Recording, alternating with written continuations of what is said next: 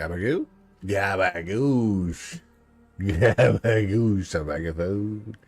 A megaphone. There must have been an update. It's reverted. We are level 41 out of 60, I believe, sir. We're about $4, 4 hours, $4. We're about $4 into this game right now. $4 worth of play. We're about 4 hours into this, level 40. Not going fast. That's kind of our fault. Learning it as we go. We've definitely played this before. We could definitely go faster. Maybe we'll try it again. But we're kind of trying to fill it out and figure it out. Like, we messed around with some quests. The quests were bullshit. We were trying to see about like a seasonal quest line. I don't see any seasonal quest line. We've just been banging out these apparitions and seeing how long it takes us to level, and it's taken a lot of time. It's kind of shitty, to be honest. And I'm just not motivated to play this. To be honest, I would much rather be dicking around. Let's play all boost. Boom. Do it. Full. Full. Close. Oh, fill this up on the merms. The merms are full.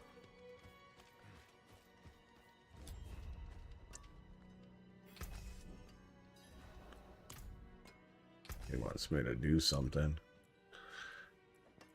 Oh, it switched out all my gear for me too. Okay, well, let's see what our options are and see what it feels like.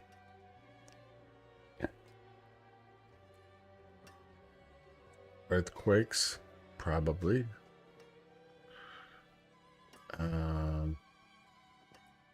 More a lunging strike.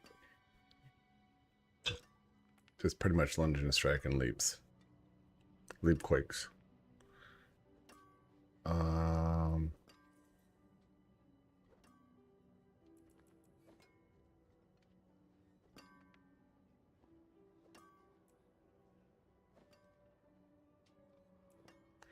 So yeah, it's pretty much the same shit, just different day. Earthquakes cast twice. Cool. Actually, we might as well open all this shit, right? Because it's probably gonna have some shit in it.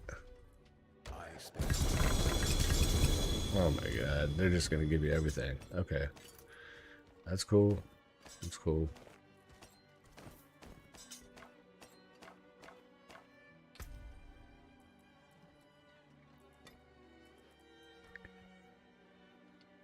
PTR progression items, runes, rune rituals, temper manuals. Yeah, let's fucking start there. Generic temper manuals. Random legendaries, generic uniques, class uniques, mythics. Let's go with these manuals first.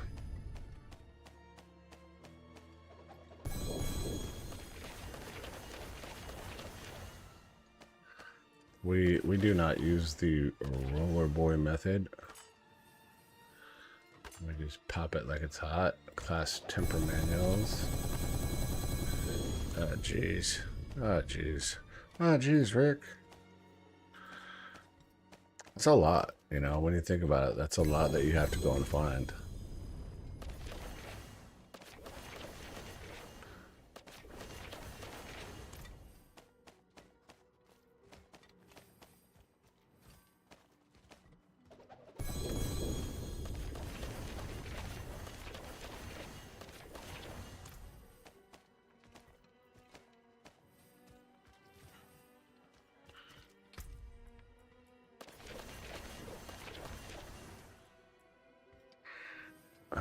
Rune rituals. Let's do that one next.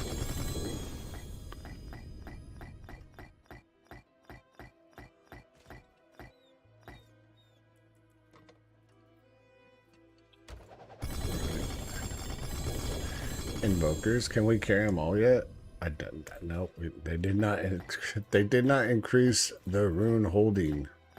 So at some point we will overflow this, and that's it right there. That's amazing. Amazing that we cannot hold them all. Still cannot hold them all. Nope.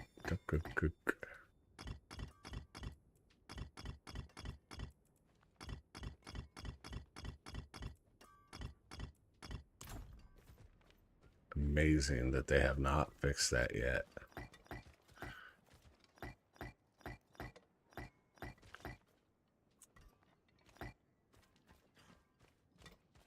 How have they not fixed that yet?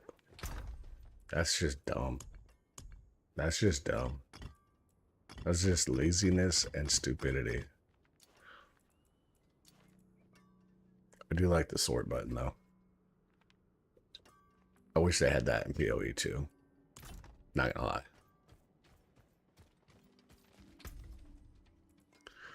lie. Progression items.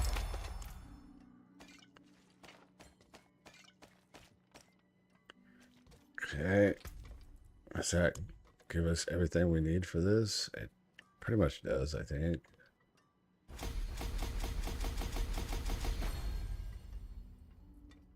So that's maxed out.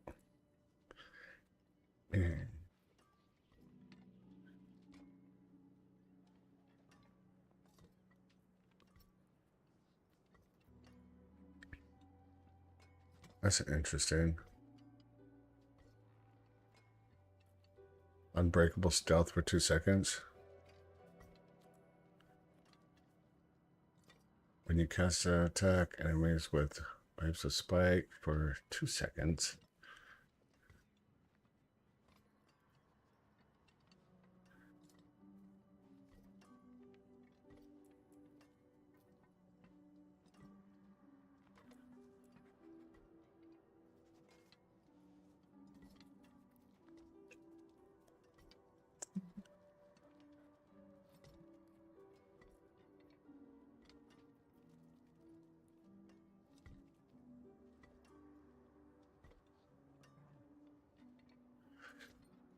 So we should try these all out, right? Burning enemies take 20%, 21% more damage from your damage over time effects. Yeah, yes. Oh shit, no. Yeah. Movement speed, attack speed.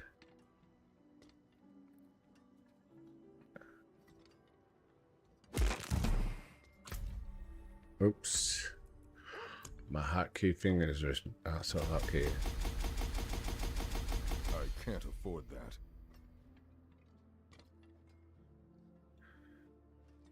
That's kind of cool as a main power.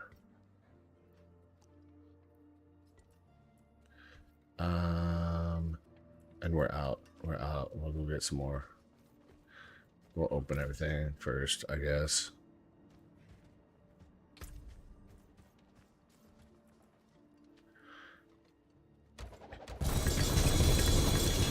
Jesus.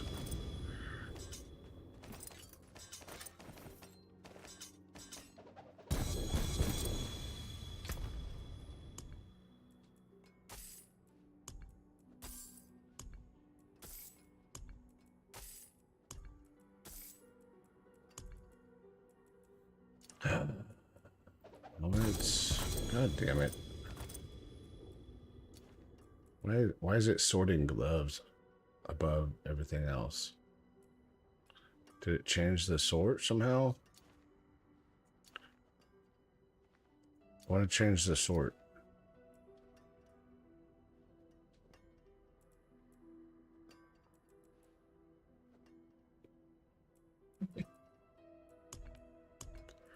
Sucks that those are right there. I don't want those right there. Helmets, body armor. Oh, I can't do that. I gotta do helmets and body armor. Weapons.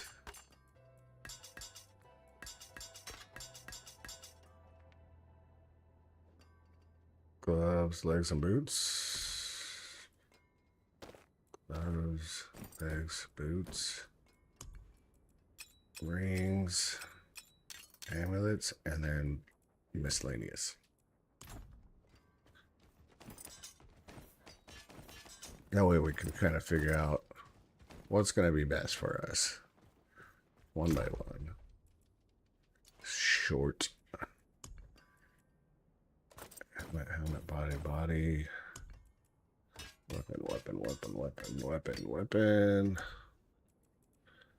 Legs, boot. So the sword's fucked up. Clearly. And uniques.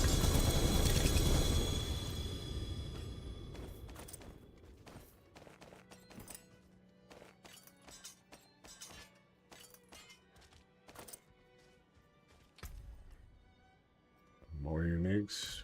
Come back. I'm just sorting this shit. Jesus. There's too much shit.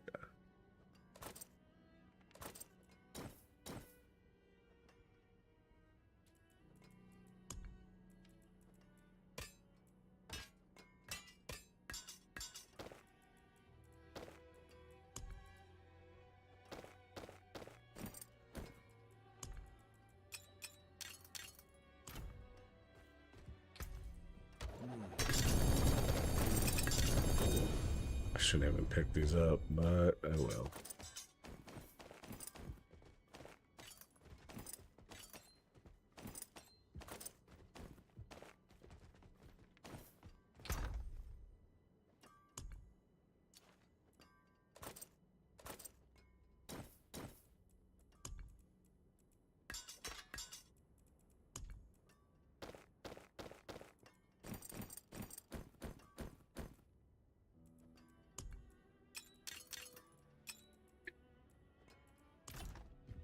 And then, of course, the obligatory.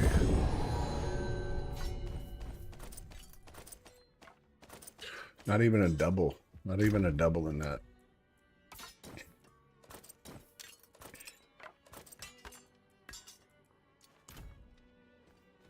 I was terrible.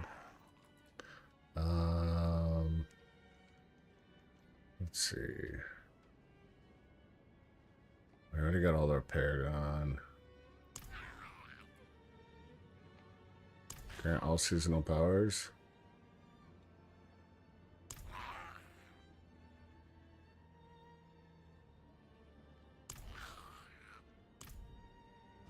Let's see if that did what we needed.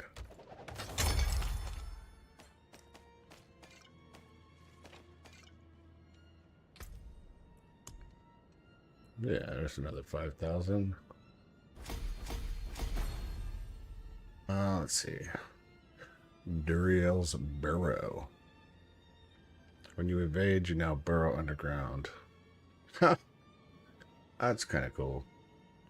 Activate your main boss power. Grants you 20% dodge when dodge tap. Blah blah blah. Okay. After damaging a vulnerable enemy, shoot piercing projectiles that last 1.3 seconds, dealing 5,000 damage-ish. Fire damage and applying vulnerability, deal 40% increased damage to vulnerable enemies. Cast a basic skill while at maximum resource. Spends it all to make all nearby enemies vulnerable. Activating your main boss power grants 11% increased vulnerable damage for 5 seconds. That's kind of interesting. That's more damage. Try that out.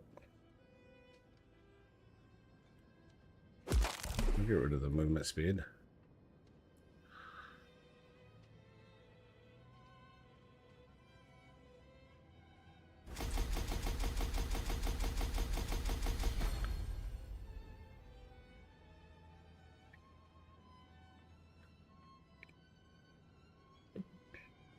Spawn a crystal that taunts enemy and explodes, or activate your main boss fears everything. So bring him in close or send him out far.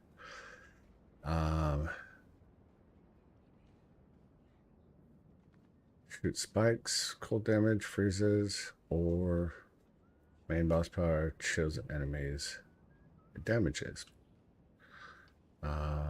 Damage enemies spawn a pool of blood that deals 5,000 bleeding damage per second over 4 seconds, or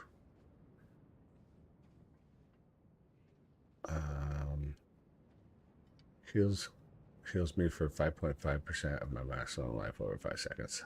That's pretty good. I like that. I mean, the attack speed one's pretty good too. Cast core skill, lightning, a little bit of damage, or once per activation, damage an enemy with main boss power stunts enemies. That's not bad either. Every time you lose 25% of your max life, attach a leeching beam to the attacker, which resource, blah, blah, blah. Or activate your main boss power, inflicts nearby enemies with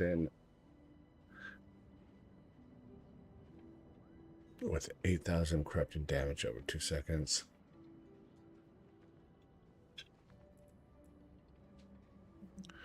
And that one's 60,000 over 4 seconds.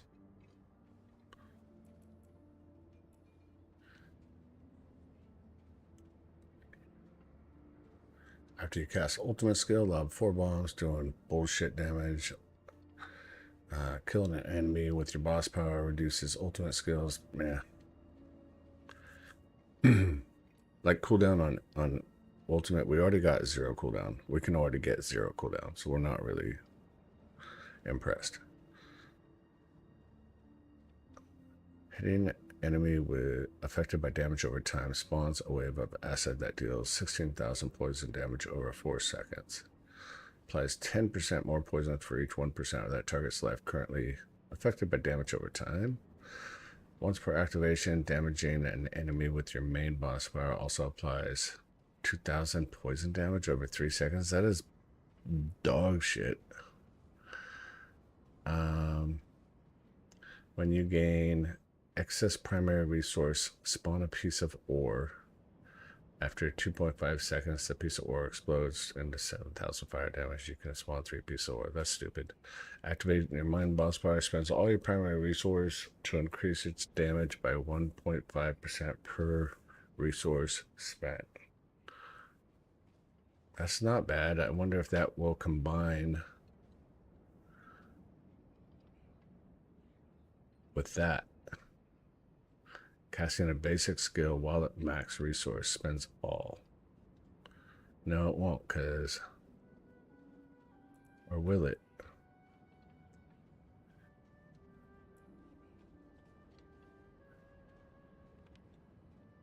No, because we'll never get max. We'll never get max. So that will never proc with that, because that one eats everything.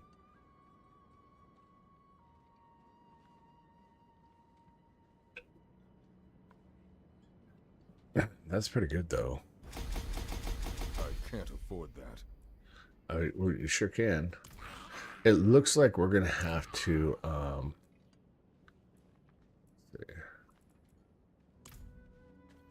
It looks like we're going to have to farm a lot of shit up.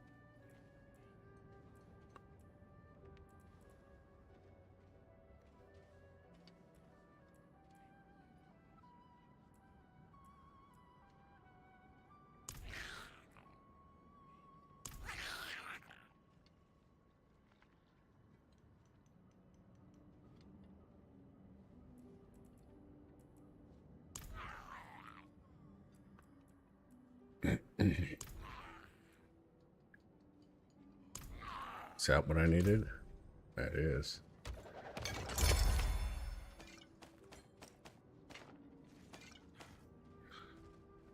You calling me, babe?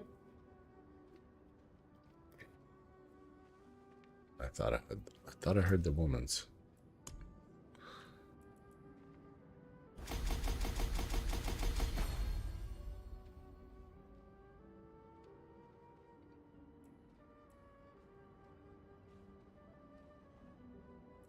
Did I just upgrade the wrong one?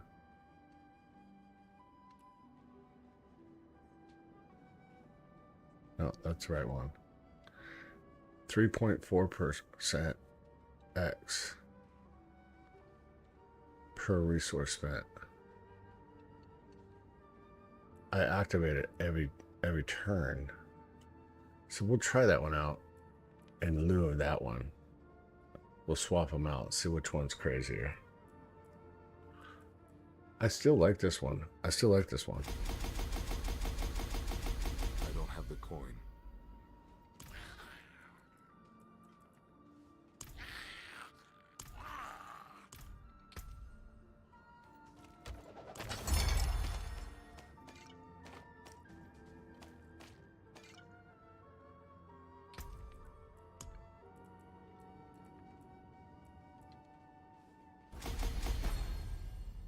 Why is there not just like an upgrade fully one, you know?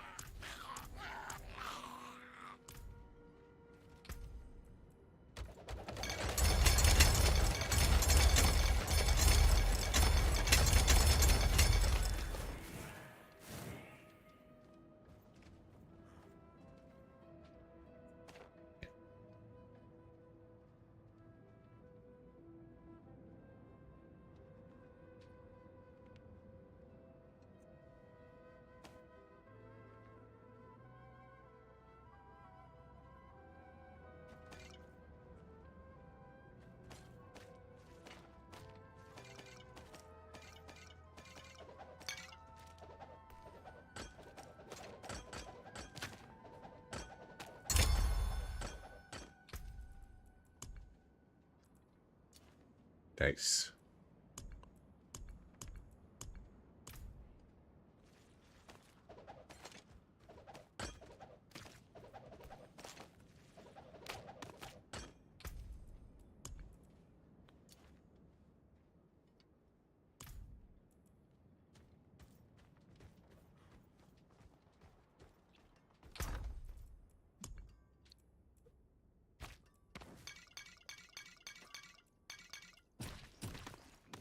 I still have all this stuff. Like I thought they went down on all that stuff.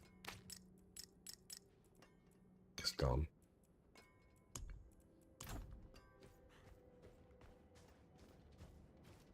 Now we're just filling up the bag, but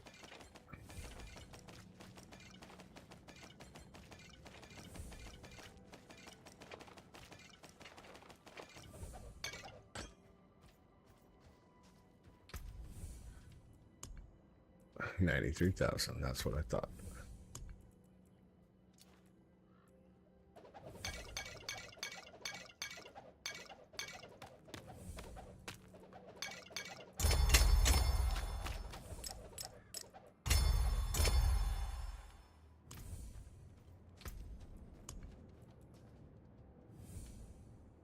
Okay. We have the 1, 2, 3.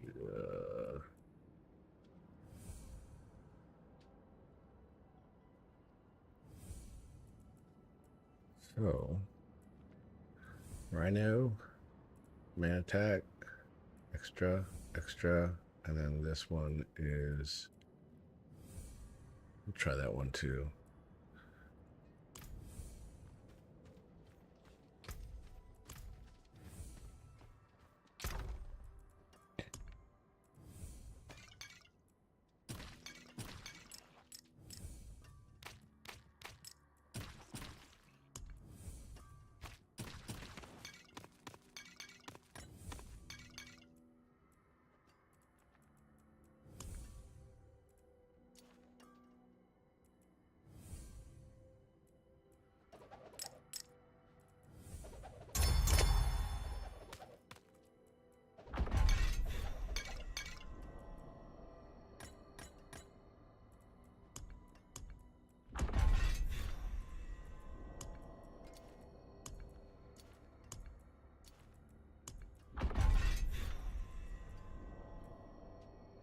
All right.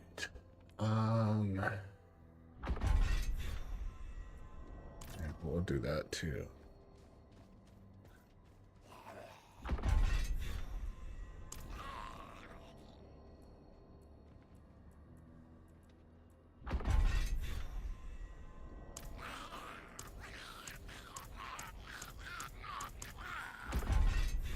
There we go.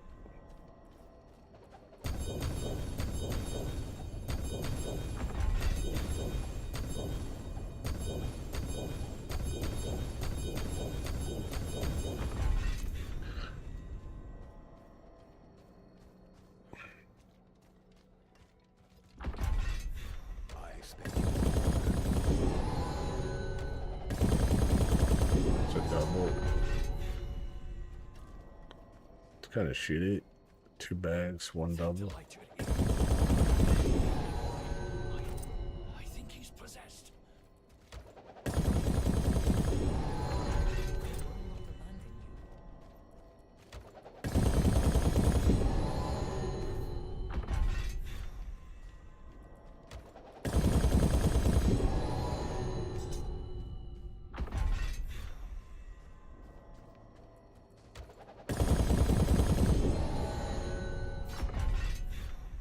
That's pretty bad. I think that the multi-GA Ubers are going to be hard to get. If we can't even get them out of that. You know what I mean?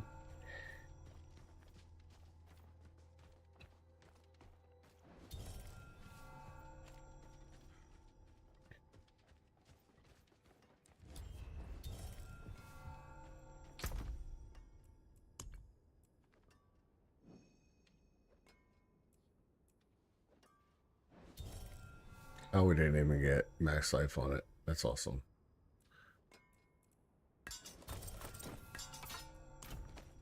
Can we get max life off that other one? Is that the same? Damage reduction and... It is. Lucky chance, damage reduction. Lucky chance, damage reduction. Is it preset? I don't know. I don't really care. I don't even know why I'm bothering. So do that. I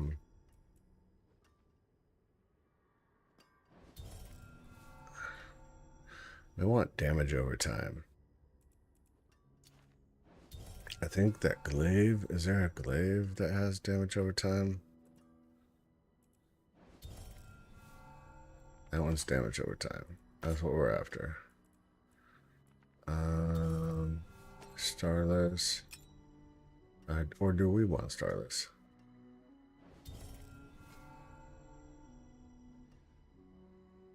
It does increase the damage. So, yeah.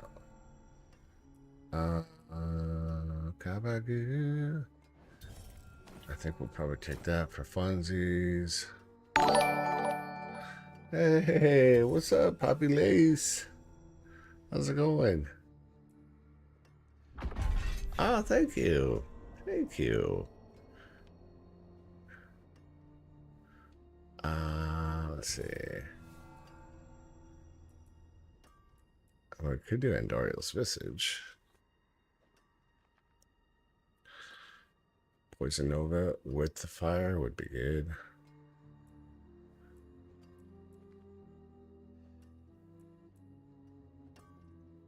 Alright. So.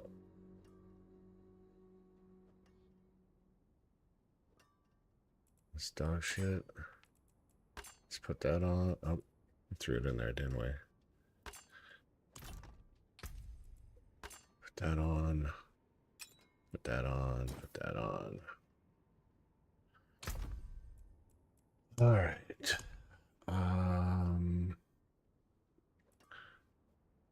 We want damage over time. 132 right there. It'd be nice to have a GA on damage over time. Like that one. Ta-da!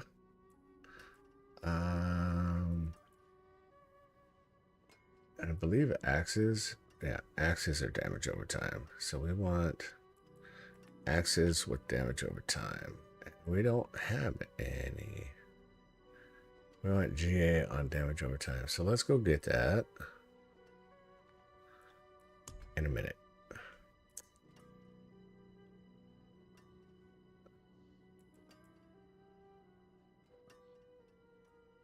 So there's damage over time on gloves too. Oh, we might as well try and get, you know, what we're going after, right?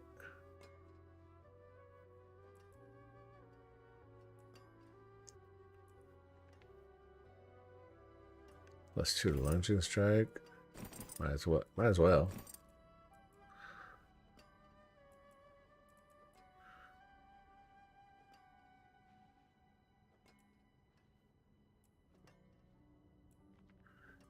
All we want is movement speed, I think. I don't know what else you can get on them.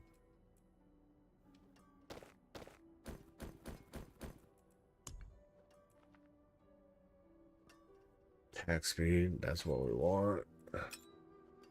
Oh, that's a 3 GA though. That sucks.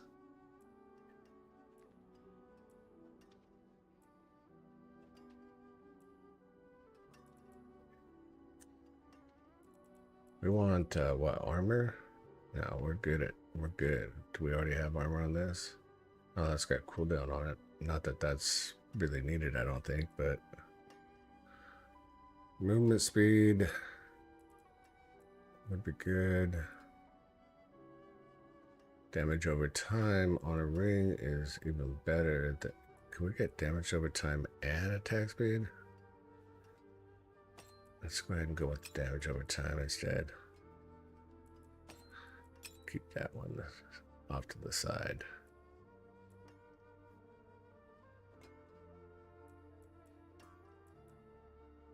We're all about that damage over time. Let's see.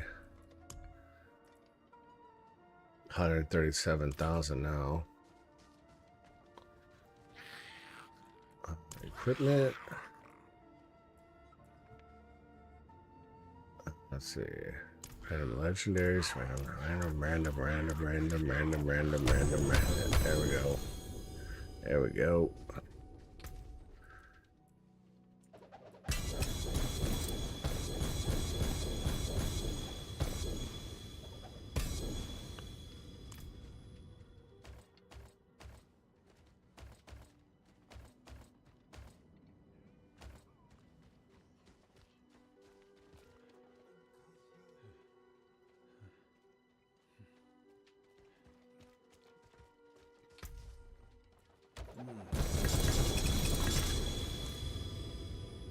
It's very interesting.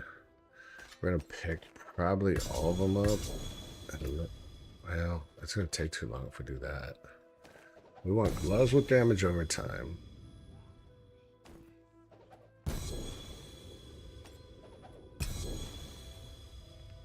There's an axe with damage over time.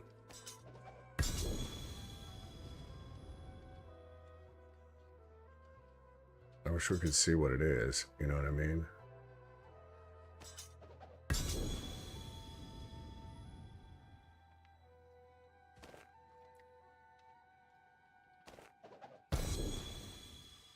We want all damage over time. We're just gonna run around until we find what we need.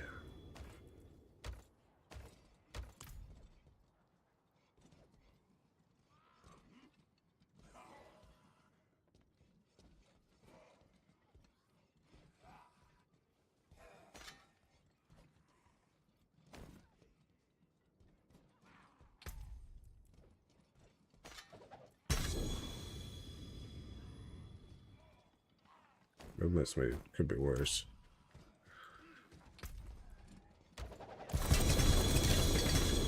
Ooh, there's some juicy gloves. Juicy gloves.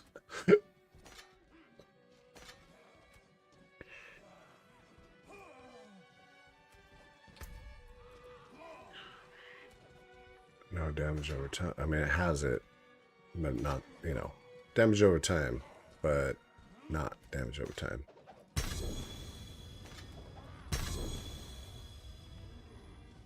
Be cool if we were playing a red build, but we're not. I mean, if we're gonna build a character, let's build a character, right?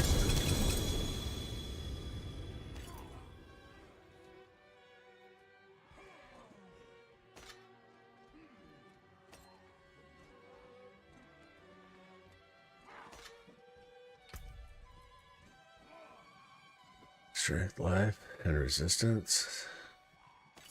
It's unlikely. Nope. Negative.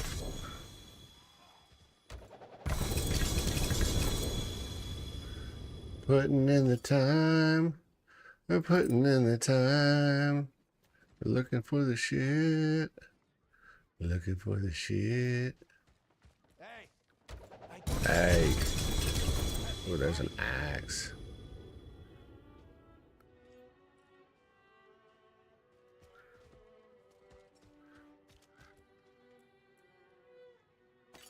A 3 to pit fighter, though. That'll be a tough one to throw away. Damage and overpower.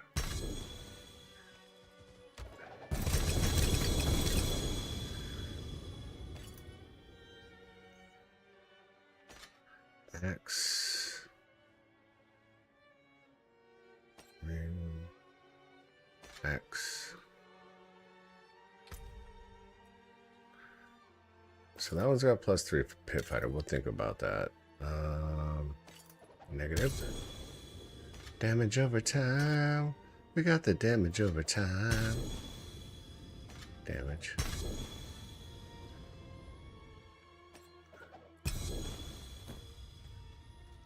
We're just gonna walk it all out, buddy. Walk it out. I mean, we have singles on the stuff that we want, kinda.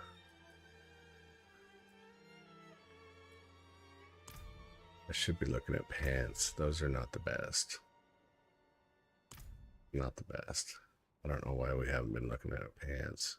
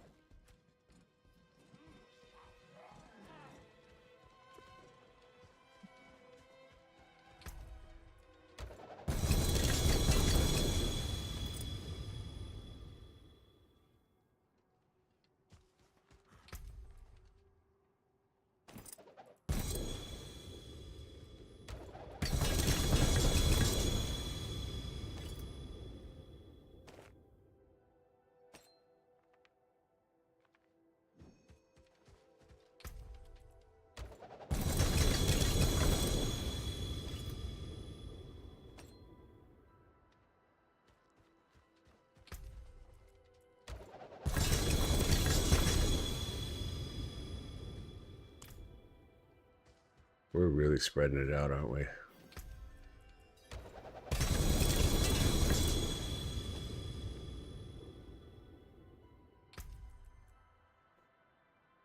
Vulnerable, lightning, type shadow, no, suck it, eat me, you suck.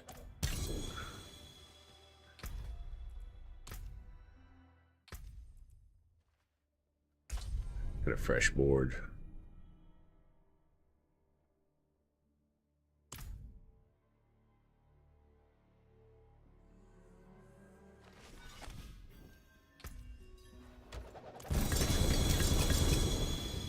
Roots.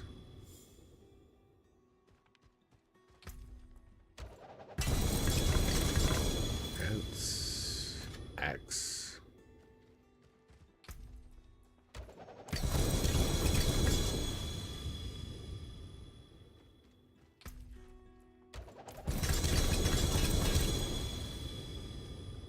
was looking for multi-GAs. Now I go with what we're looking to try and create.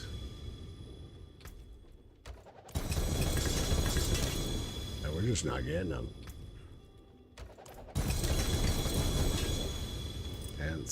Pence. Aim with it.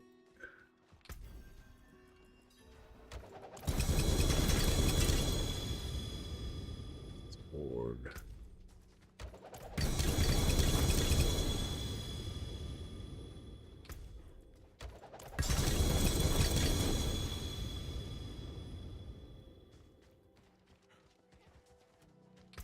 Yeah, we've done Paragon.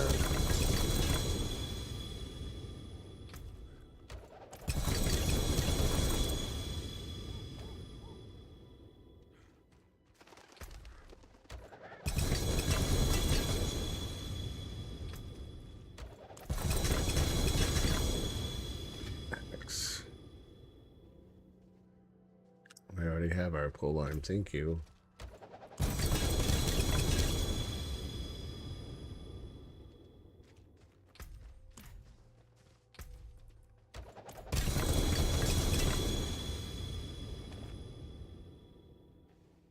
Some primo shit in here. That's how you play the game, boys. That's how you play the game. Alright, anything in here? No. No. Yes.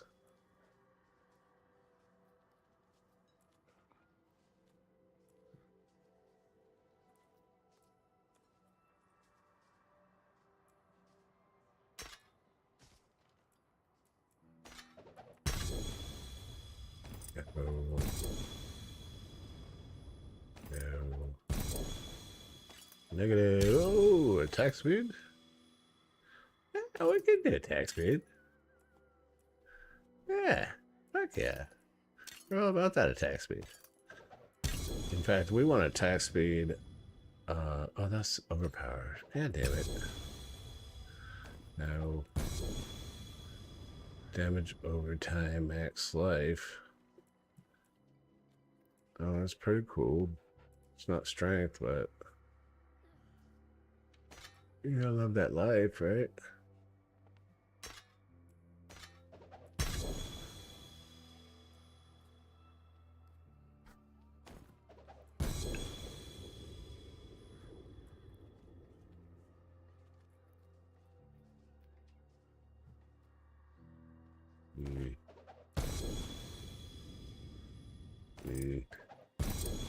Alright, let's go refill.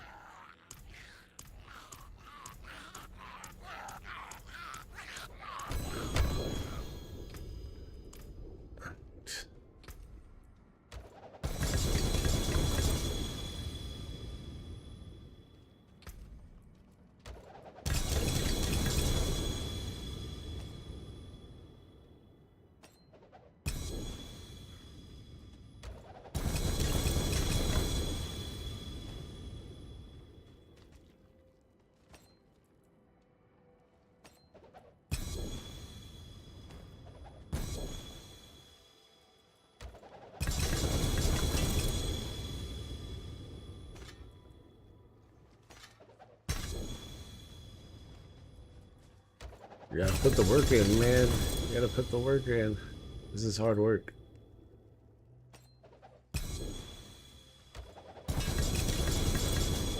Ideally, like probably attack speed and damage over time for a ring, maybe.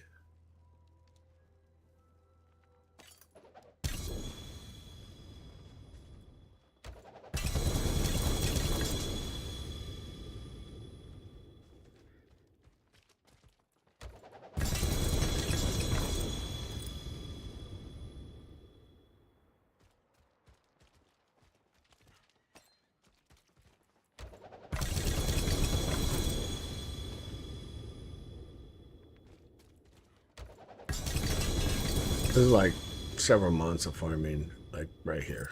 It's happened in several months.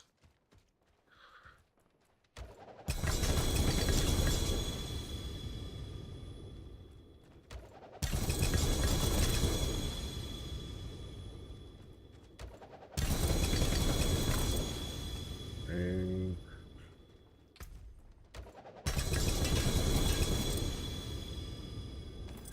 it's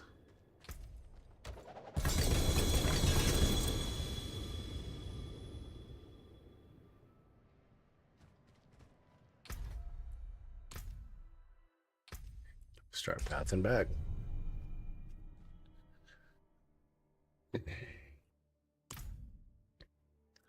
You know, this is how I'm going to find out if the build works for me or not.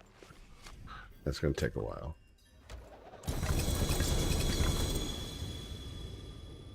Because why farm for months and months? Ooh, 3GA close. For months and months, just to find out that, you know, the build that you kind of think might be fun, not so much.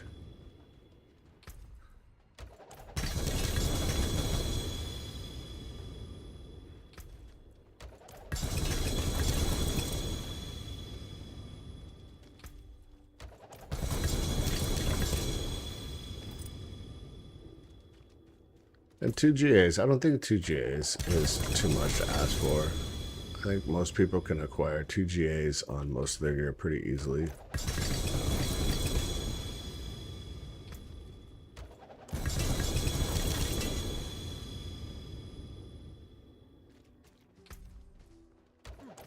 Or it used to be that way. I don't know this season though.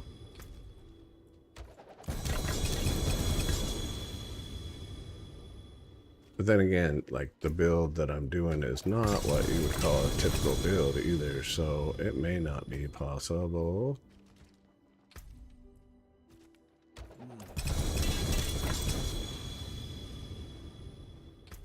It's the build that we're leveling on. We're the most successful with leveling with it. We kind of played around with the different builds, leveling up. The fire build seemed to be fun.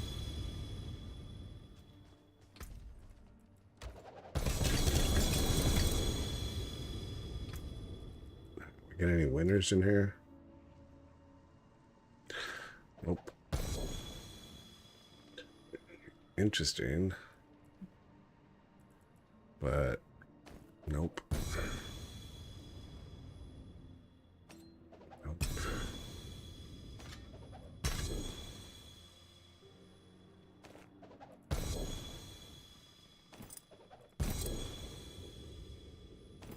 That's a winner.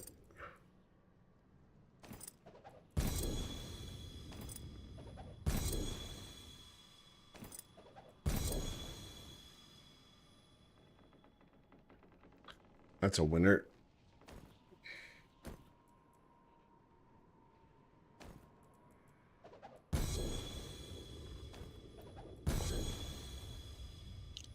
Damage over time.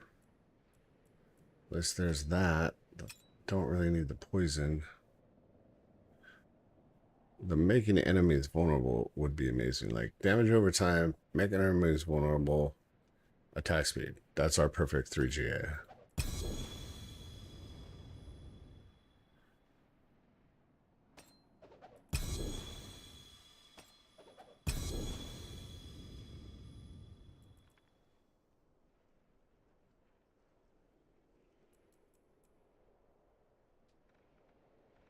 Attack speed damage.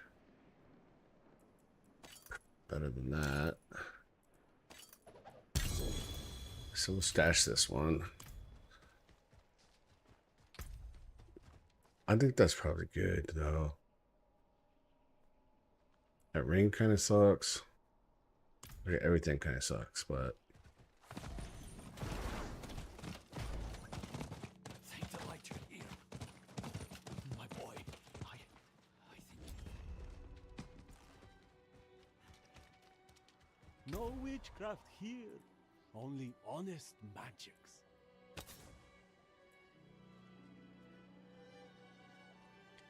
oh, that's I took the damage over time. That's right. Get rid of that thorns.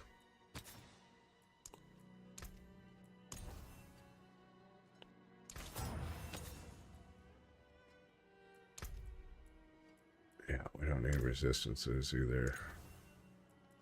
Check some strength. What else can we get on that?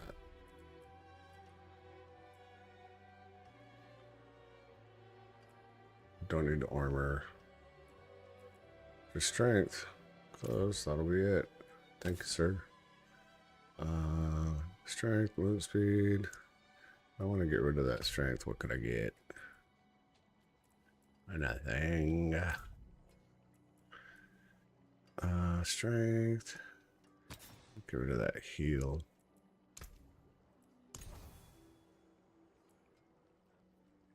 Ooh, that could be interesting because that'll max us out. Then that will proc out our other ability. That's very interesting actually. It's probably fine. That's probably fine. Get rid of that poison resist, get attack speed on there. Nice, thank you. And it'd be cool if we could get like Pit Fighter or something on this instead of max life. Or damage. Even though damage is a GA, right? Yeah. That would be a good time to find out if the GA sticks around. That's something I think they should change. And it does not. It goes away. Still.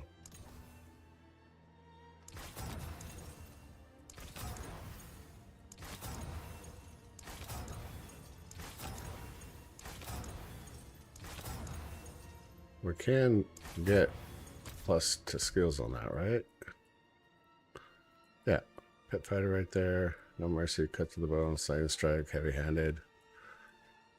Counter-offensive. Those are all I'll take any of those, really.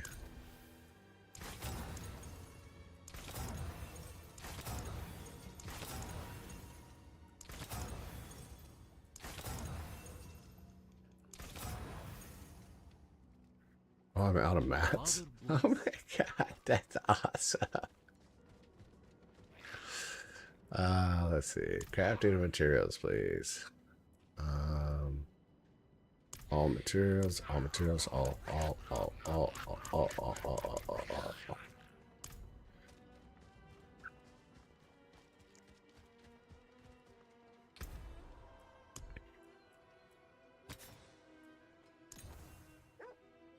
+2 to duelist. I mean, honestly, that might be the route we go. So this is on dual wield. There's 229,000. Let's see if it switches up when we switch up to, yeah, that. Let's see. I might have to leave town. Might have to go outside of town and check it, zone out, you know, because that's how this game works. It's amazing.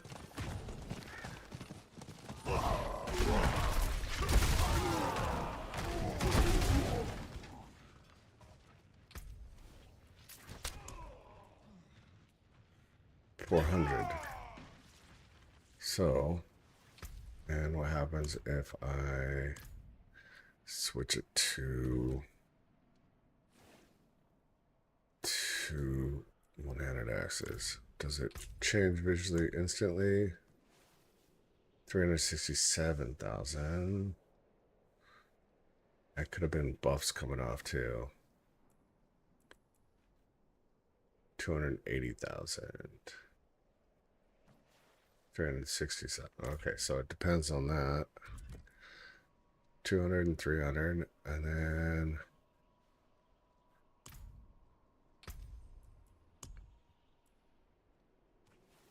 $200 and 300,000. So I don't think it matters what weapon we're using. And if it doesn't, And we're definitely going to use the faster weapon for the faster attack on it.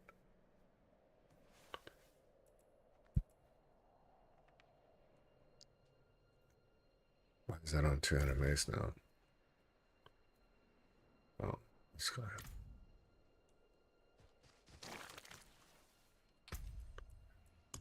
I don't think it really affects it. Cool. So duelist might be the move. Because that's attack speed, right? With 200 weapons, 2 one-hitters.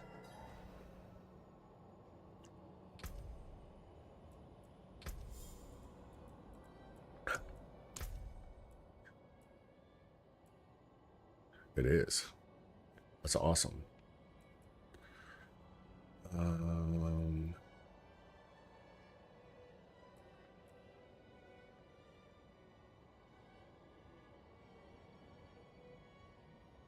That's another thing. I wonder if bleed counts for that burning.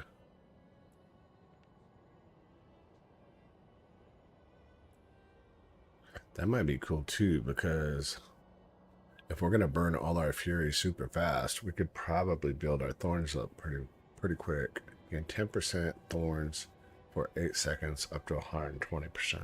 That's not very good. It capped it. If they didn't cap it, if there was no cap, it could have been interesting. Could have been a contender.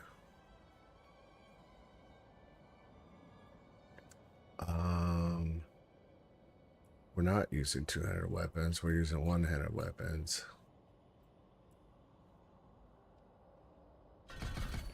Do that.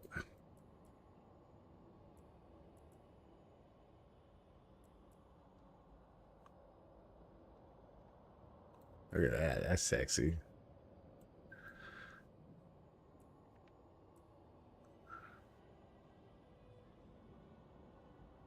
That might be good too. Because we want to fill it up as fast as we can, so we can dump it as fast as we can.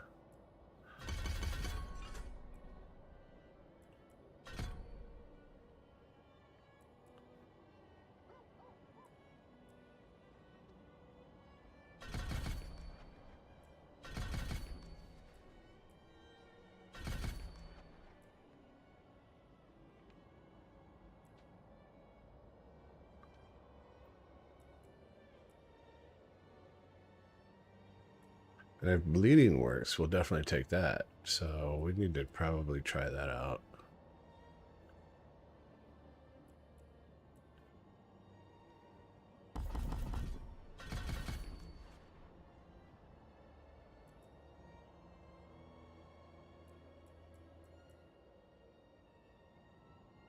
We should probably fill that up too, if we're going to actually do earthquakes. We'll see. We'll see. We have so much to do here. We're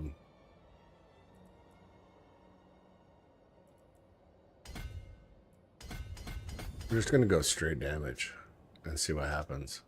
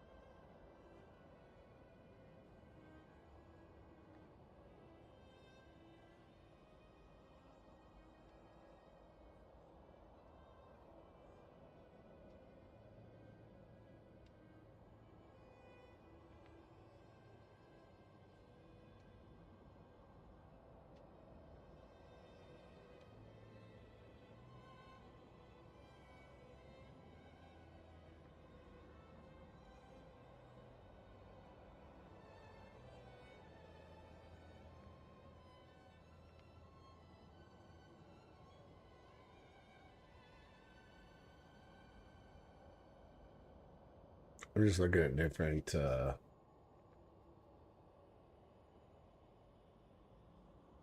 sets.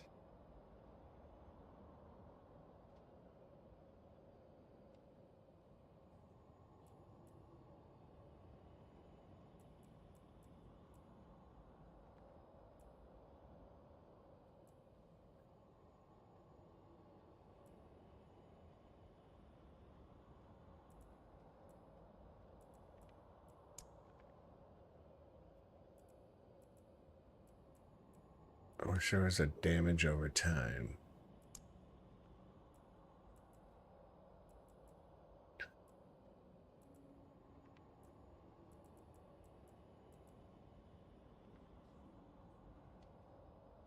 Wish I could search, you know, like I can on Path of Exile 2. I've never looked for damage over time, so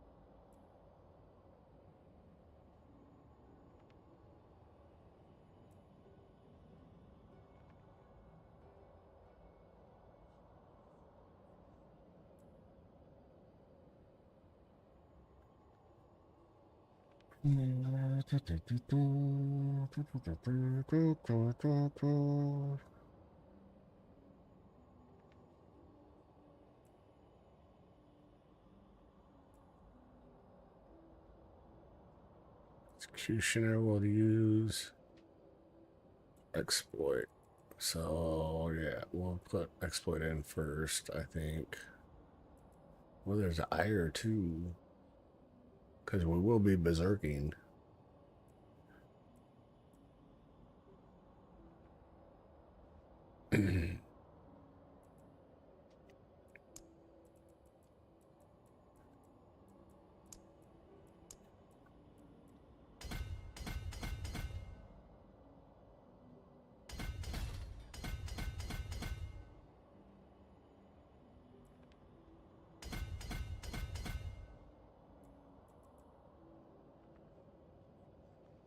My demons are quiet here.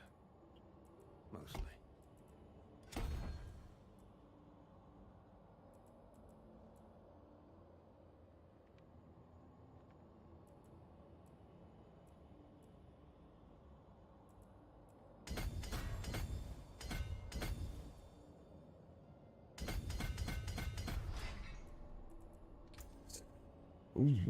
Ooh, which one next? Parrot, bleeding damage. Where's damage while berserking? We're definitely gonna tag that at some point. Not yet. Carnage, damage while berserking. Pretty saucy. Damage while berserking, saucy.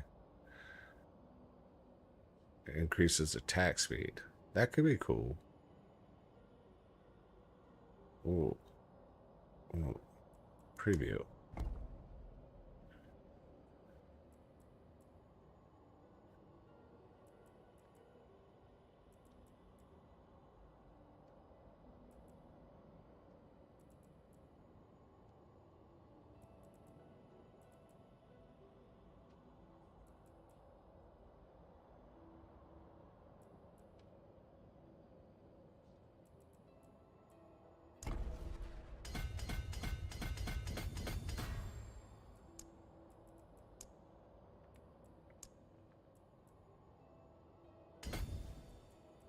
But what are we going to put in the middle there?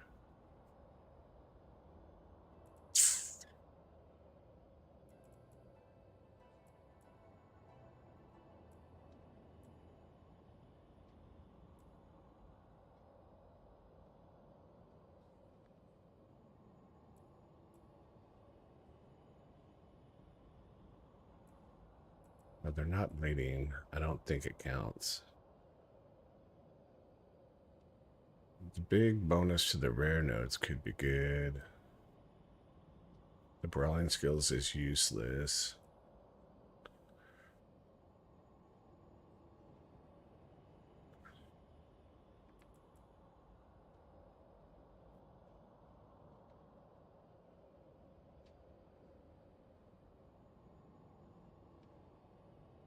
Maybe Cleaver.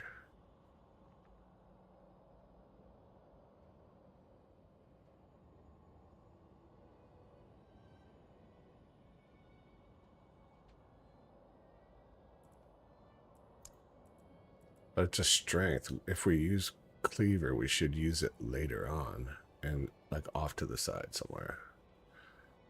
We should do deck space here. It'll be easier to hit all the nodes.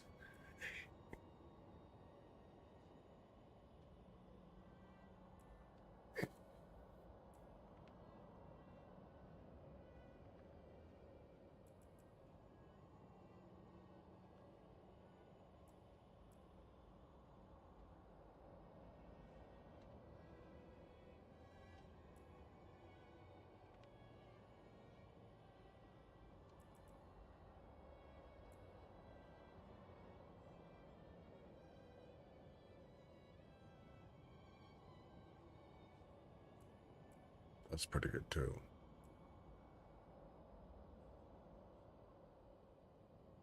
We won't be using revenge.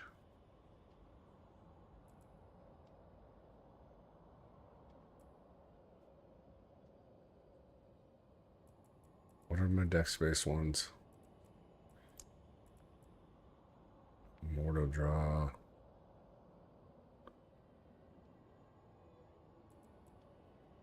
Territorial.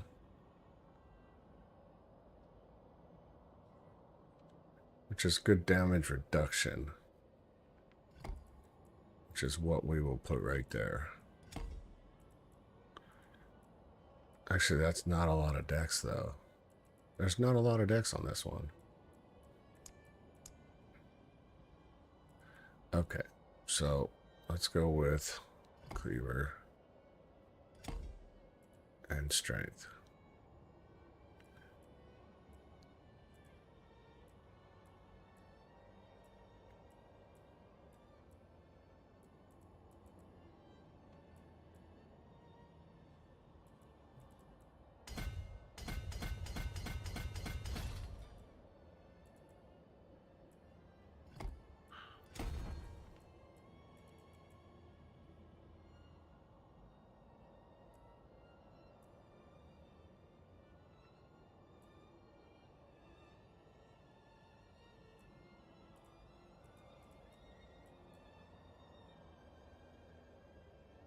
We don't care about critical strikes at all.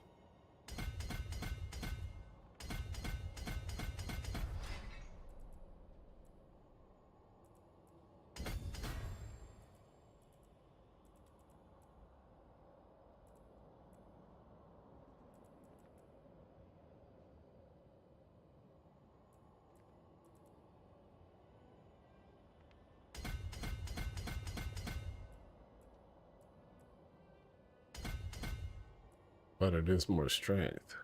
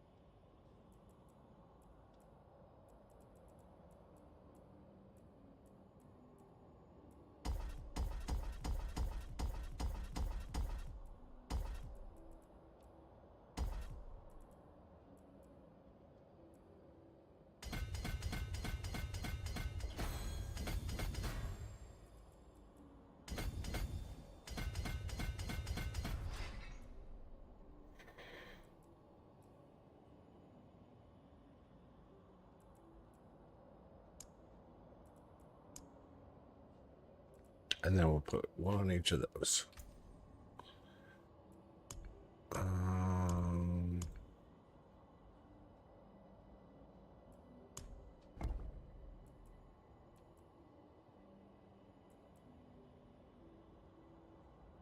Damage reduction from close is not bad.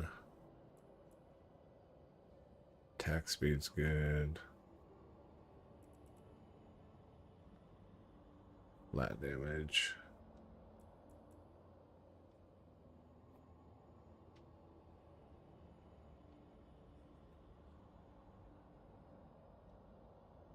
I don't think you can crit with it. Maybe I don't do that board.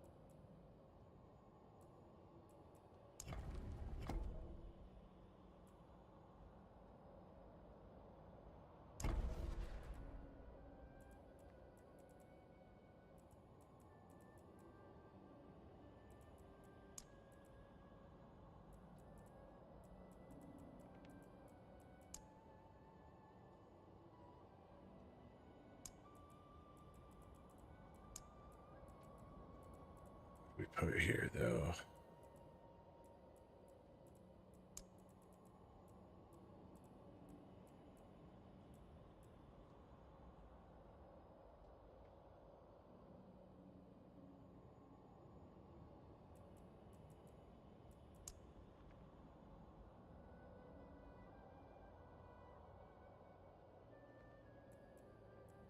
I still kind of hit and miss on the whole decks.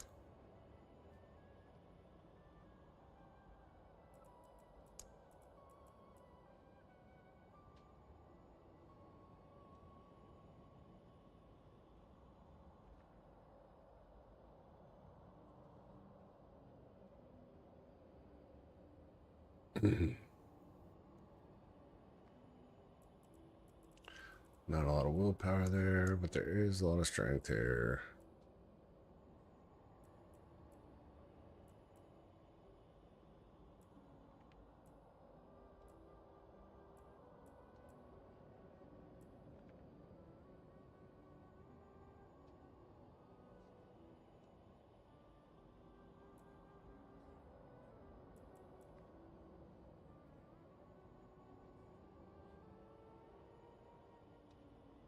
Could do Challenger.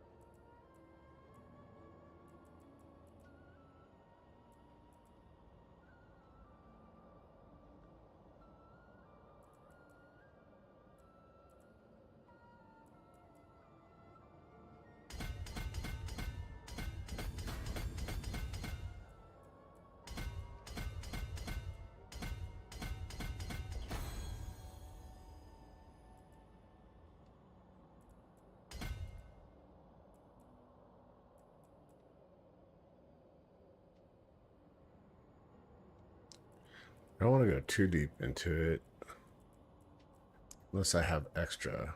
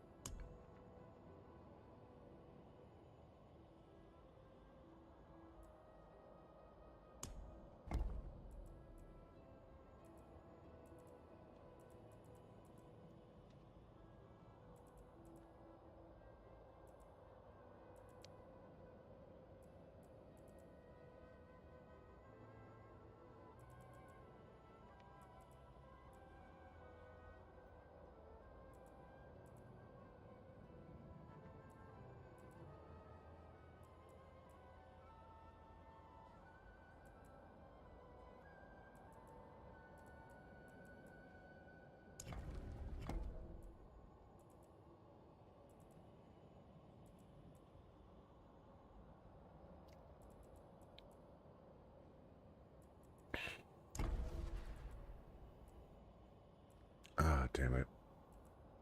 No, yeah, that's what I want. Okay. Do I though? Yeah, I do.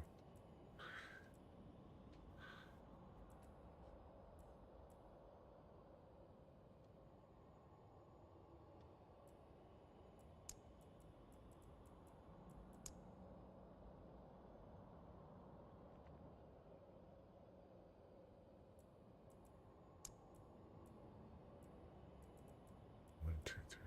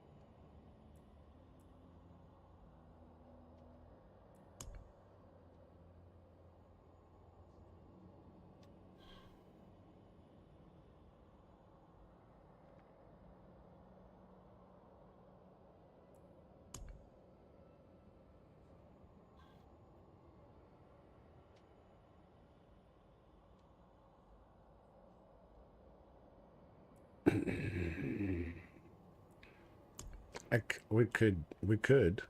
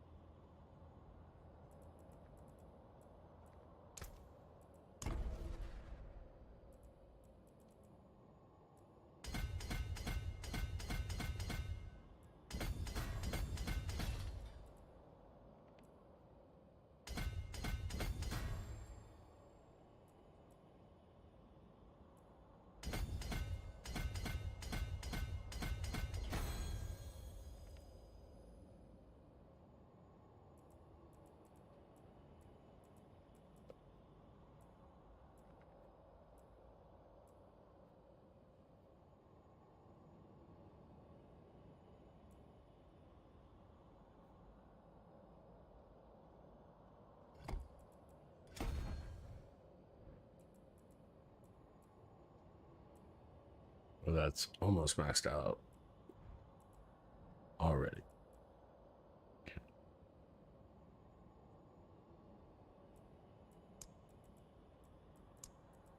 We'll see.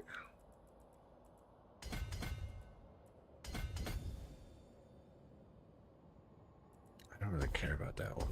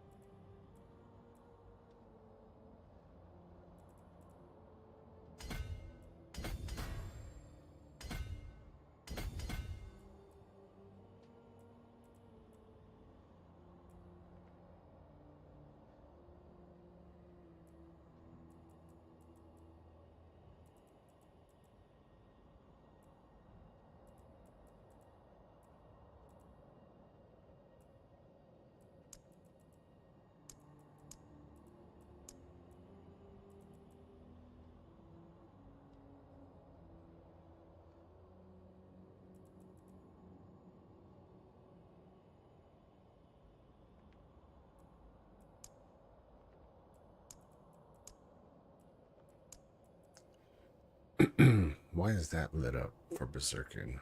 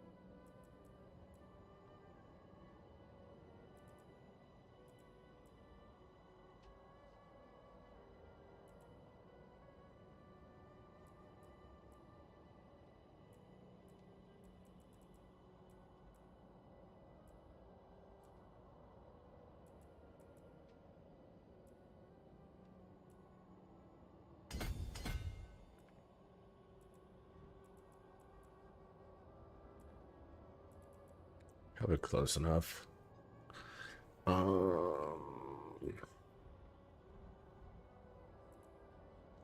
It's R5.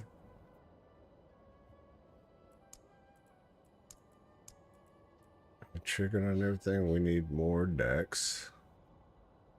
More willpower. More willpower. More willpower.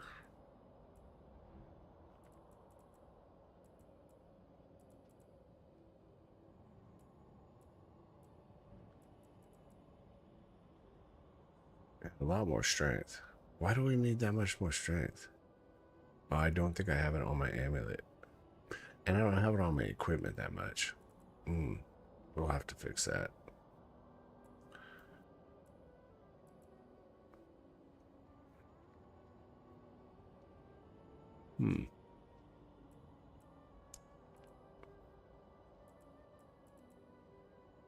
Let's see. Strength, willpower.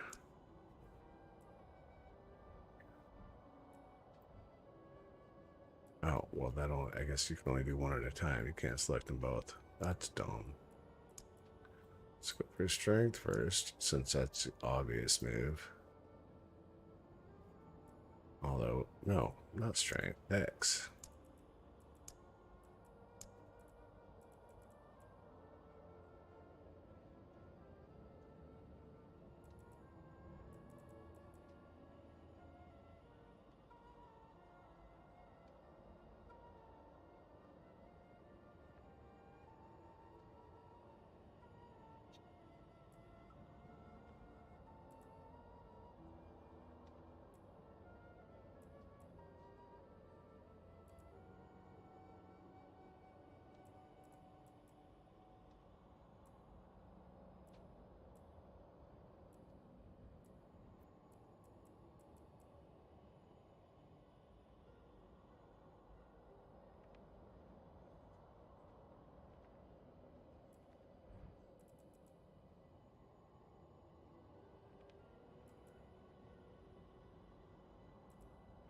I went all strength, didn't I?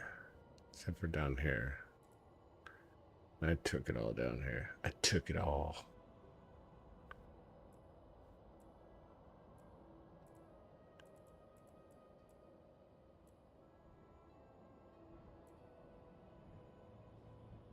Hmm.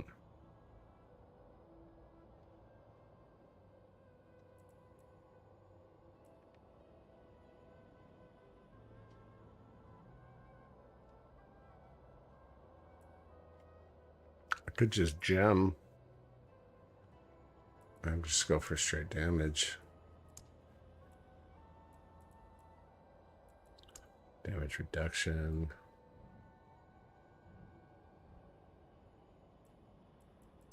Fortify.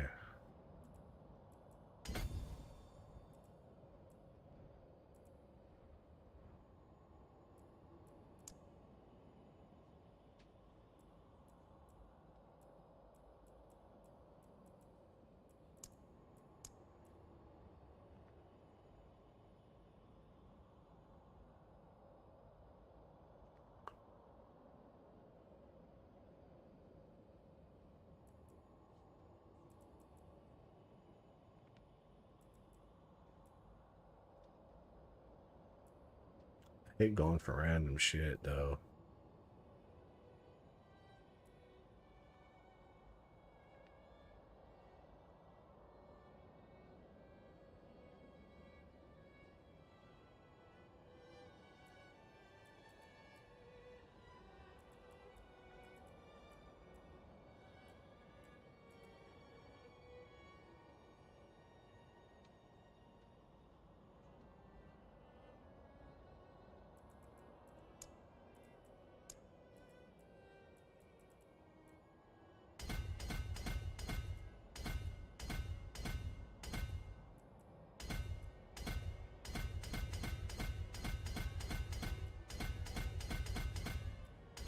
It's double. Everything is double in here. Don't look at me. Well, things aren't double, but still take them.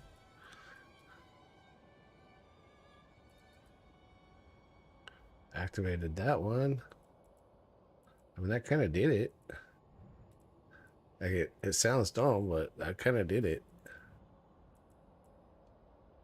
We still need a couple willpower.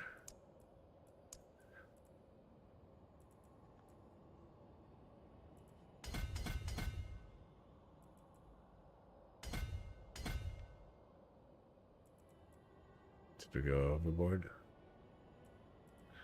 By one.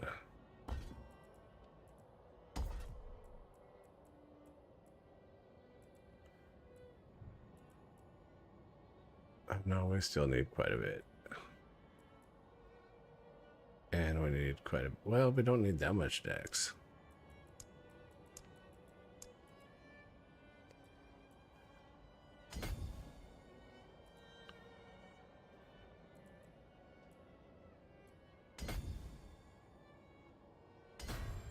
Might as well.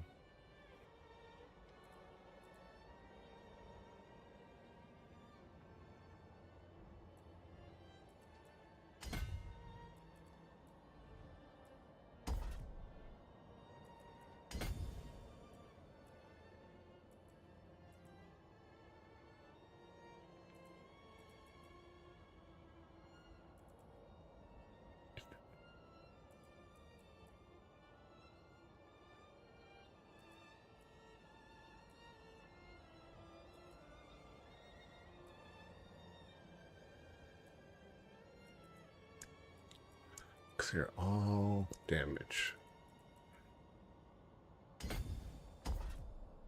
Come back to that.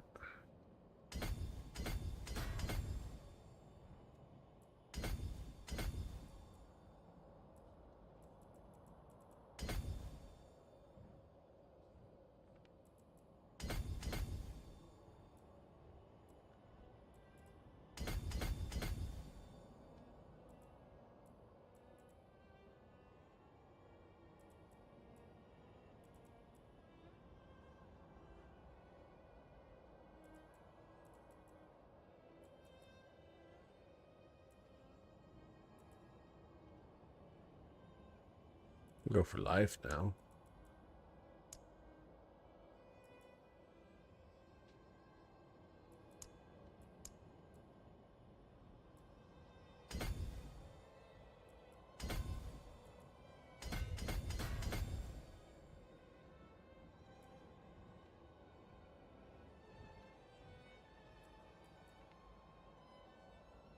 Pretty good amount of life.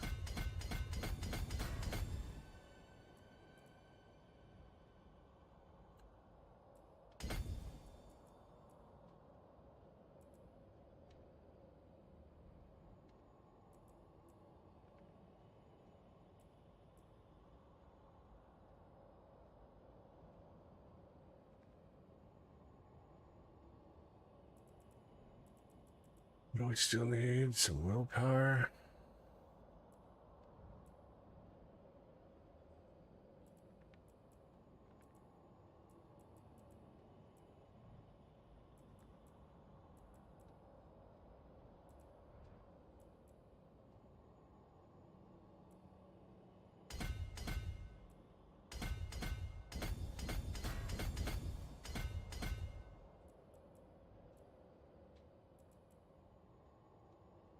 We're so far off. It's not, I don't even think it's really worth putting the points into, to be honest.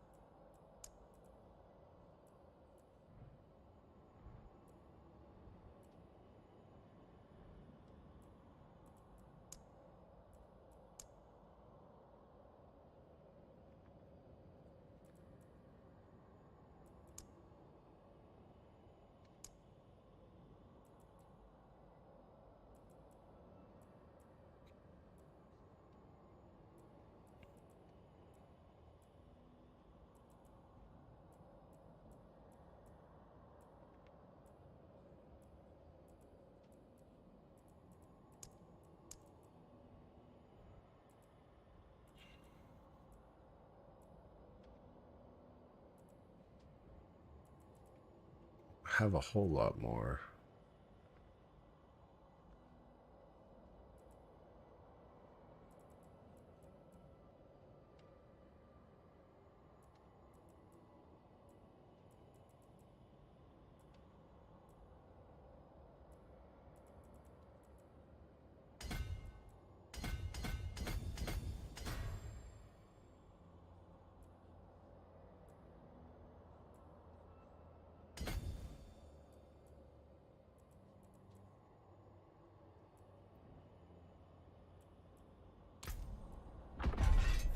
Kind of crazy. Kind of crazy build. I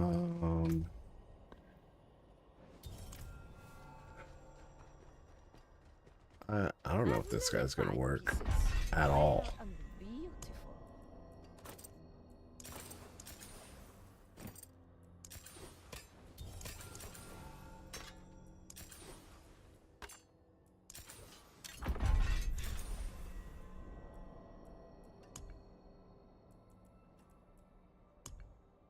Let's see, rune words. What do we think about?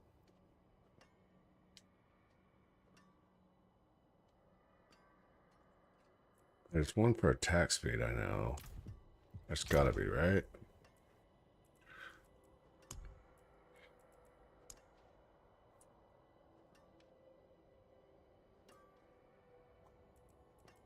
No.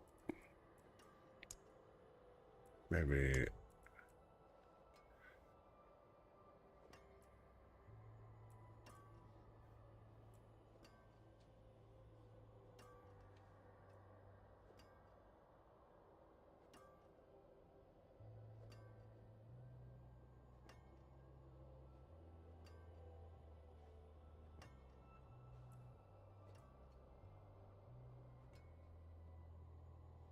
+1 skill for 10 seconds. It's pretty cool. Cooldown 5 seconds, max +2.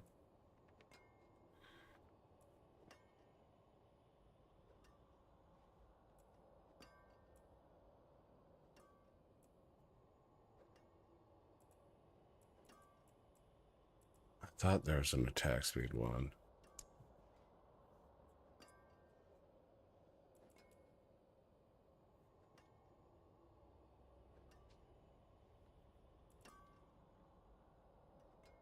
No, just movement speed.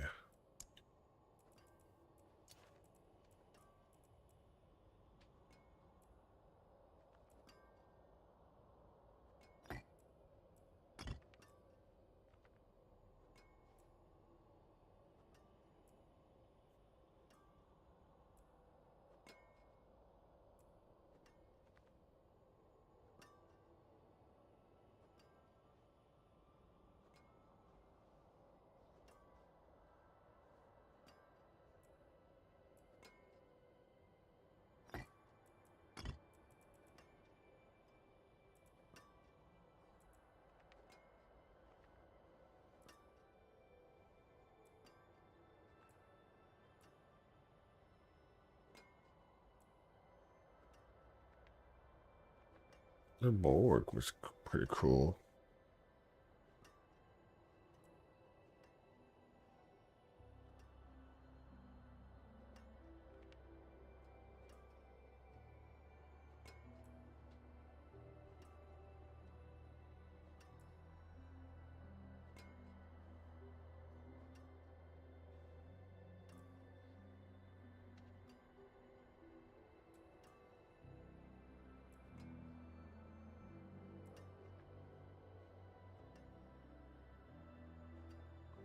Do you like the vortex?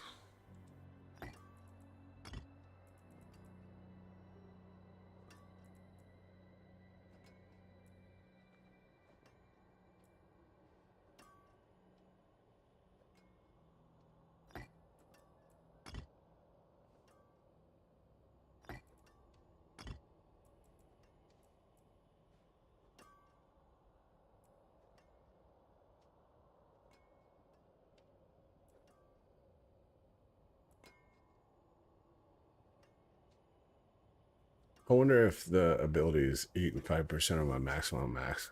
I wonder if that works. Because I totally exhaust all my mana with those abilities. Eats it all away.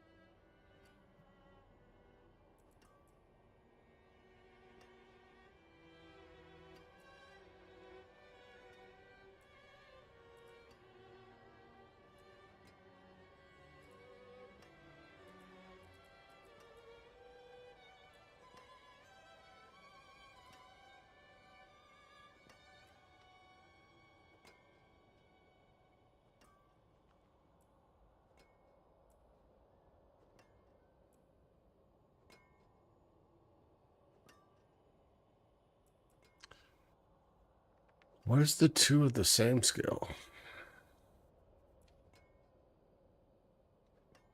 I may do the potion.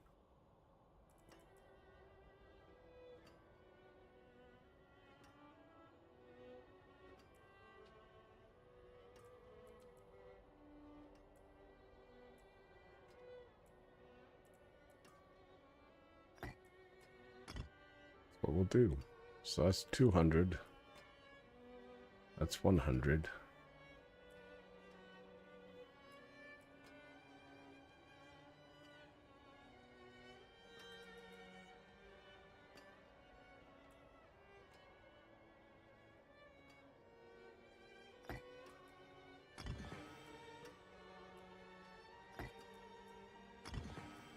See how that noise. See if it cycles them, you know?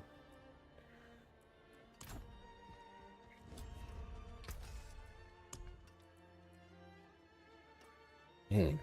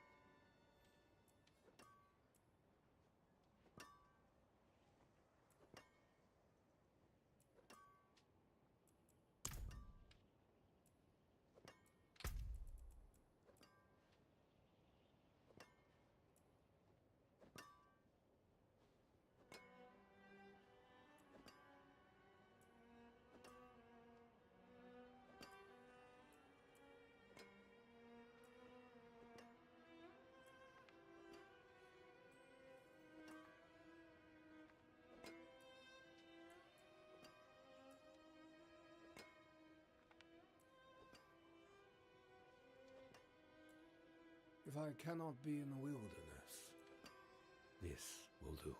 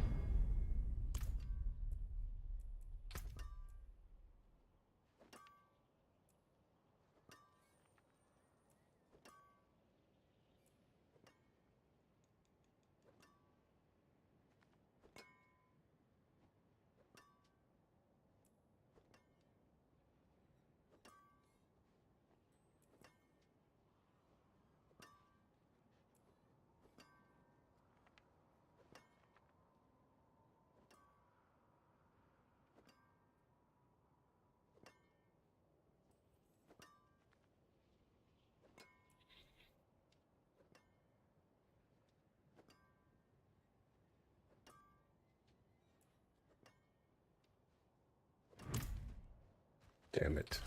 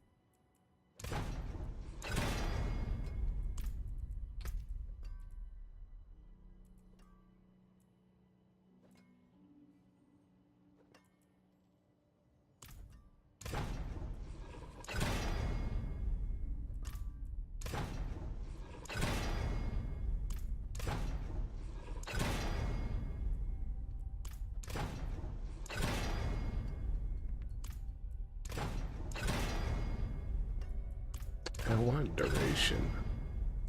Oh my god. Finally, okay. Whew.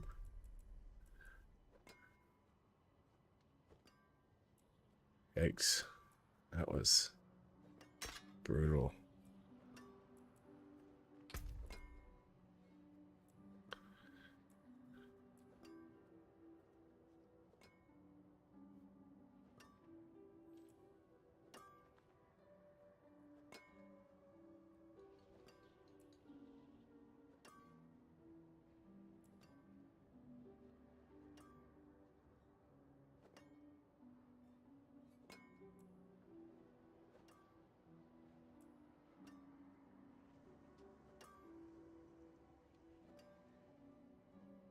I mean, we're doing lunge and strike, but I just don't think it's that good. I think I'd rather go for the earthquake because I'm gonna be rocking the earthquakes.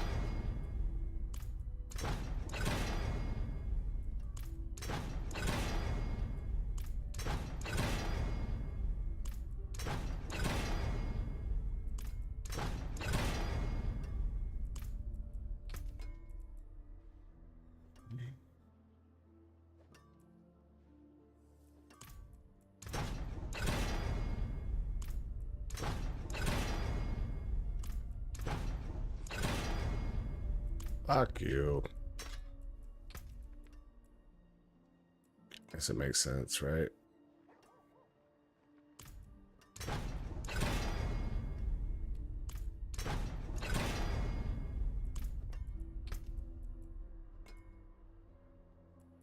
think I'm good on earthquakes because we're gonna upgrade those. Let's see what we get first, I guess. Not bad.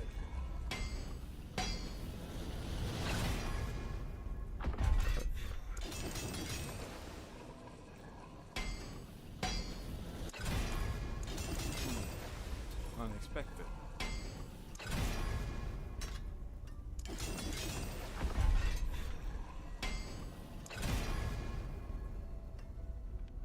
Damage to crowd control. Oh, that's right. Fuck you. That there is worth the coin. Oh, what a bitch. Took it again. And the third time? You are a bitch. Not bad. And the fourth time. That's the problem with this game. Fourth time.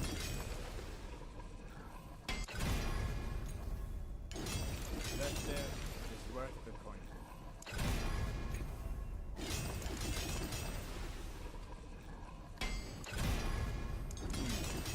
Unexpected.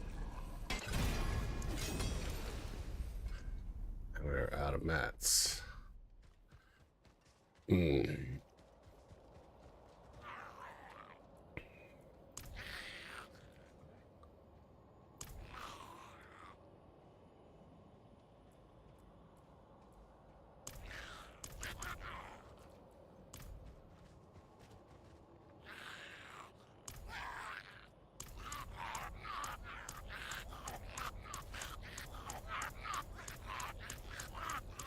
Just keep going until it starts puking out, I guess.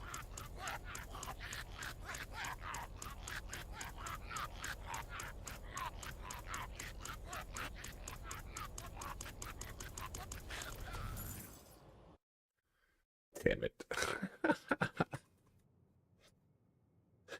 Ah, shit.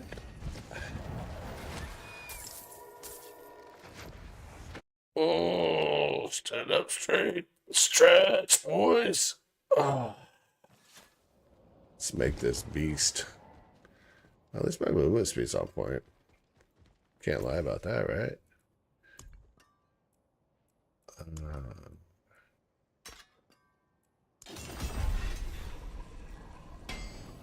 Oh shit, all three would have done. That's awesome. So 50 plus 35, 85% chance for earthquakes. Did we do this one? Yeah, I've not done this one. So we might get on that one too. Just cause. I mean, what else are you gonna put it in? It's such a basic build, like really.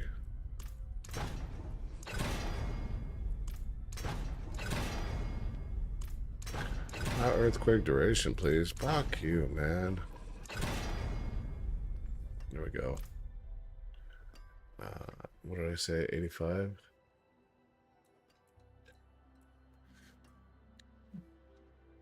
So that puts me over 100%.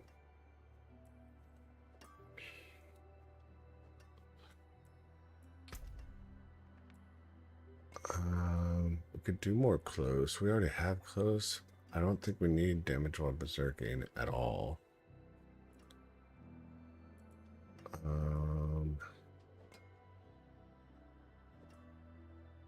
Damage while war cry is active.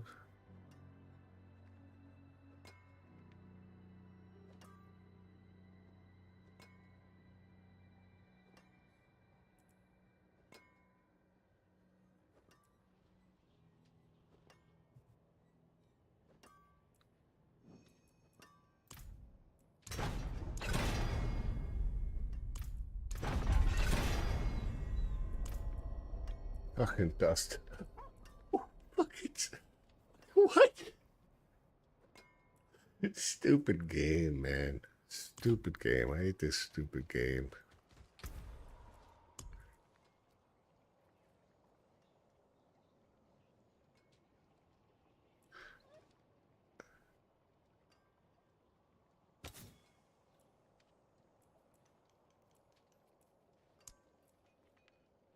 Need the armor.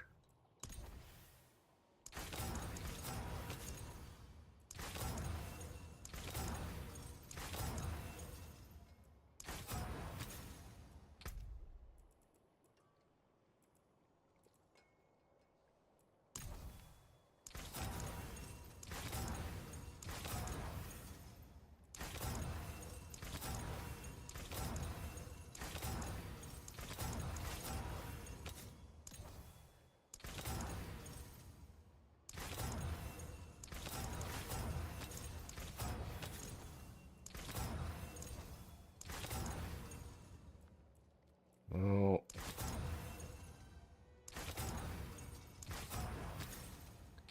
It is in there, right? God damn evade. I gotta take that off eventually. Yeah, right there. There it is.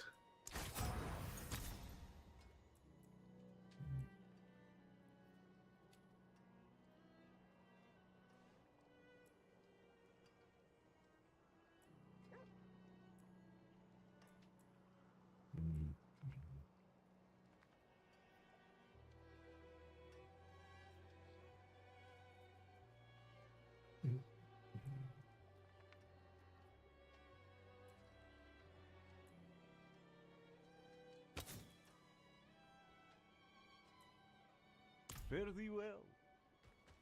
I still haven't done my enchants either.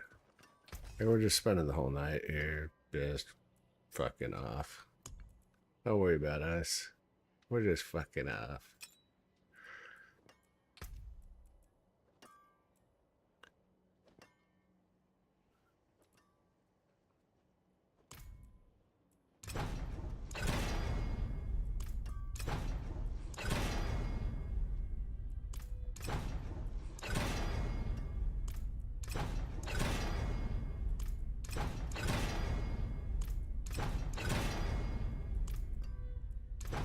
Oh no! I fucked that one up. Oh, I can't do the second one? That sucks. That sucks bad. Why? It used to give you the default second pick, right?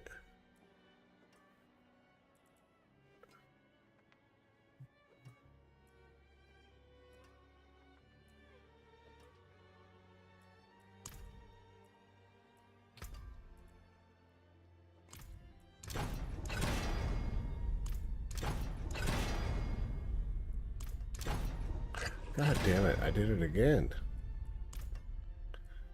I'm not sure I like that fucking easy peasy shit. Because I fucked this ring up doing that. I can't do it now, and I got one enchant on it.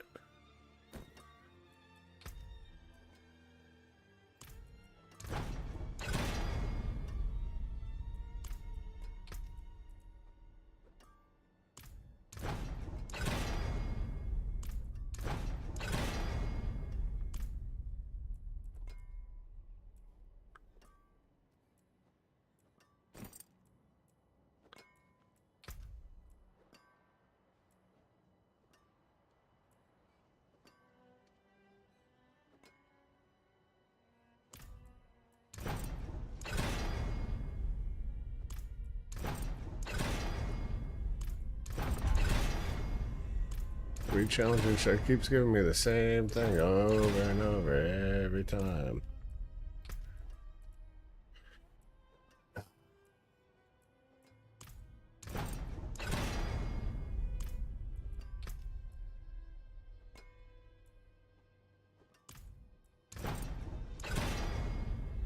There you go. And I hit it again, just because we wanted to fuck ourselves. And we did. We fucked ourselves. I do not like this new system they got for this. I get too trigger happy with it, man.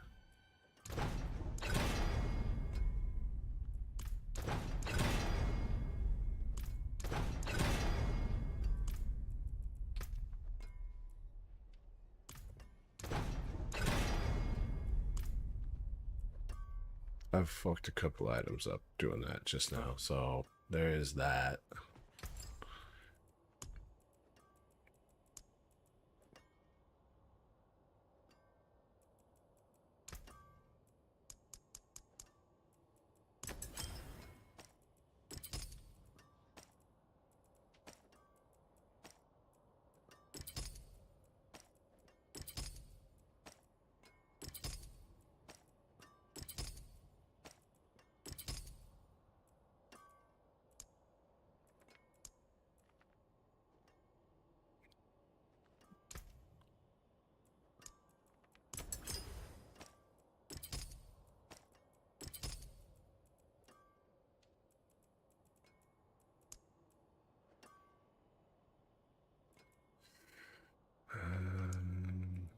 I don't think we want anything in our resistances are good, our armor's good. We don't give a shit about any of that.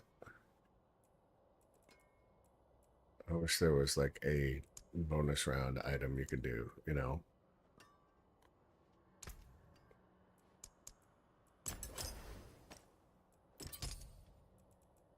Don't like that either.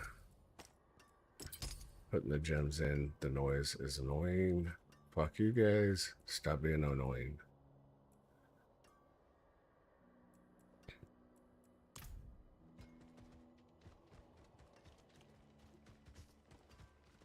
No witchcraft here, only honest magics.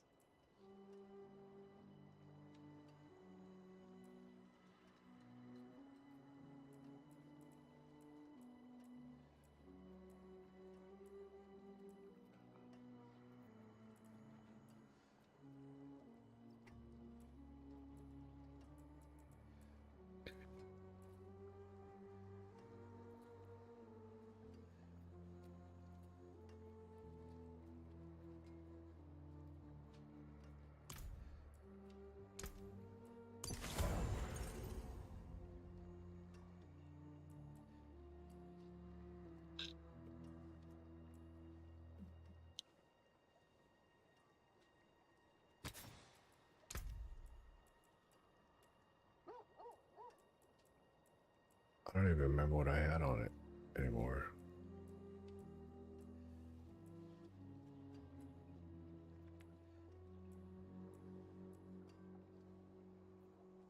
Ooh, that I did have that.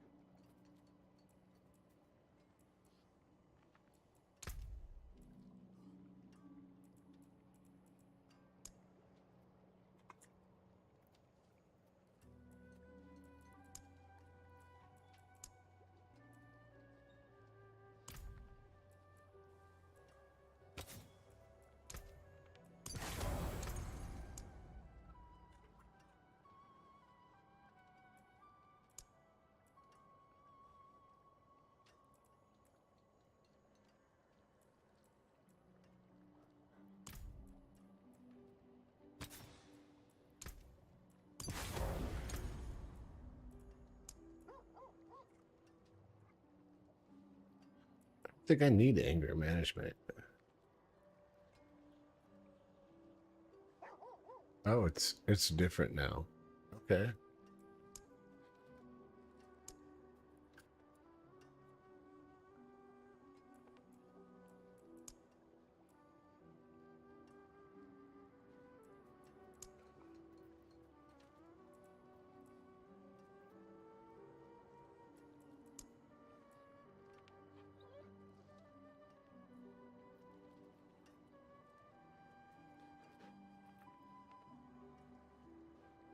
So I'm not going to be above 40 very often.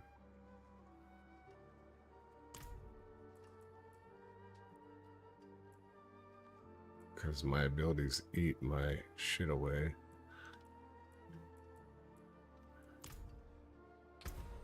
What am I looking at?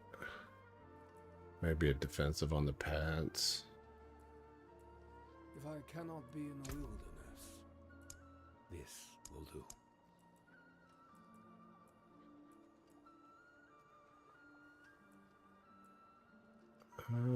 Yeah, probably that, because I am a basic attacker. But Iron Blood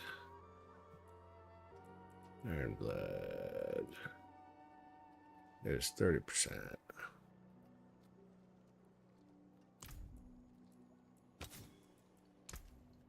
Oh, you caught a rare one. I hate when he says that. I didn't really do it, dude.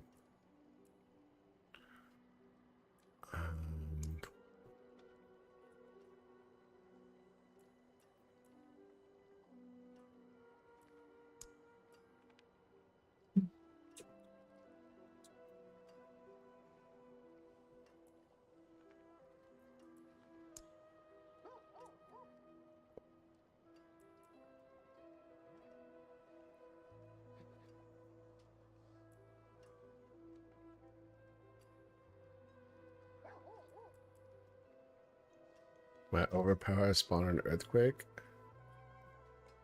That's kind of cool.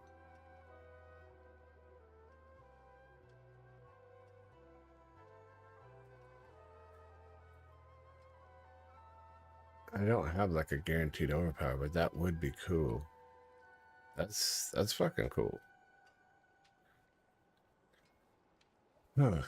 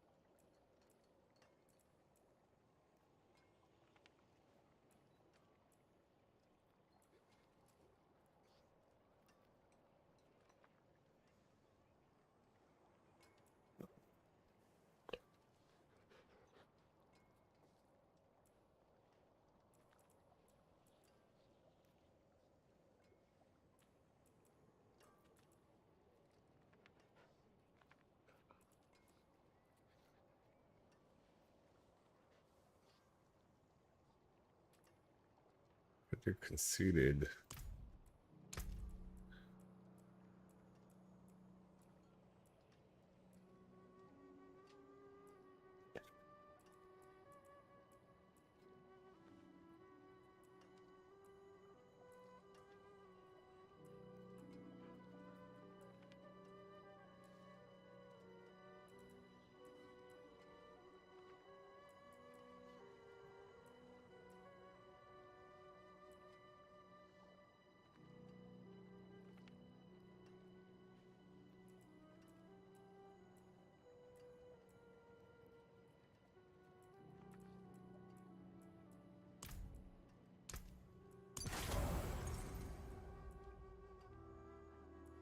So, all right, that is an abortion of a build.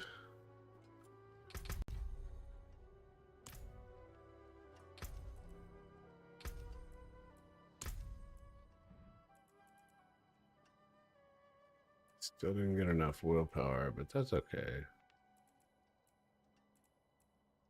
And still didn't get enough strength. We're just shy on strength.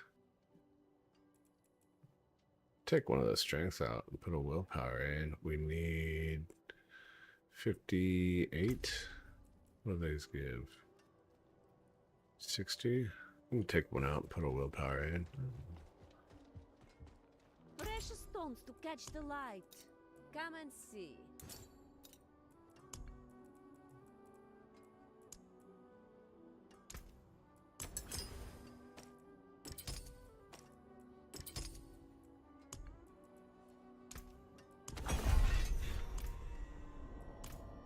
Yeah, let's go run amok real quick.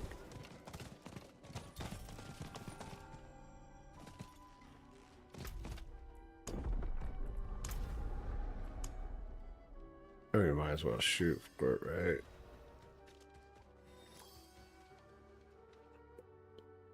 right? I probably fucked something up, forgot something. I don't know, but it's late.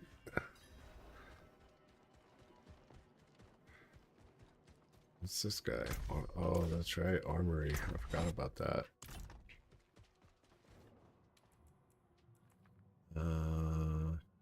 Lost dummy. Multiple dummies.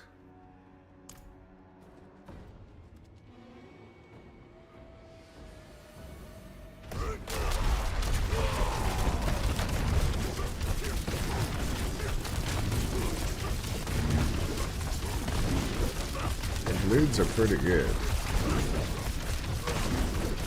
We are cycling bulwark pretty good, but not the earthquake. Or are we? Am I cycling it every second? Is that why it's not showing?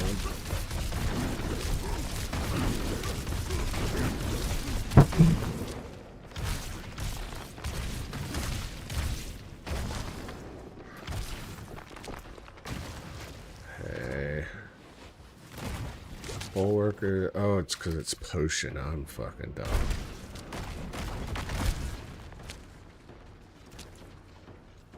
But I can't test it here because. Okay. Well, shit. Is there something better that would work?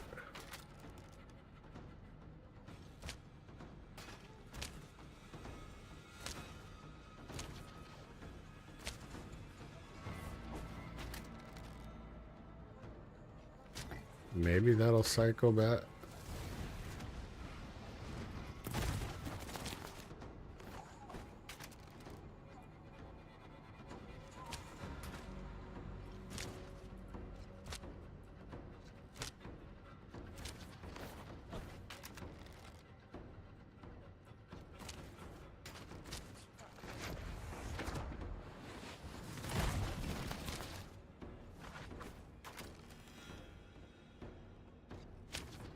Cast a non-channeled core skill. We'll try that.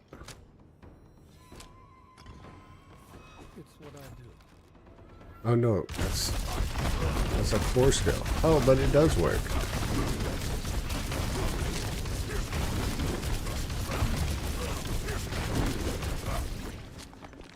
It looked like it was working. No, I was wrong.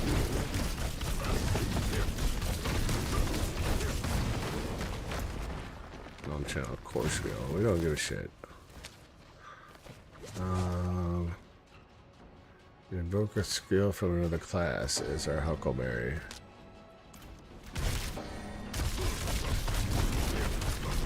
There we go. There we go. Now we're cooking. Now we're cooking, boys. Woo! Okay, let's go do some shit. Let's go try some shit out in the great wide world, right? What are these little fucking skulls here?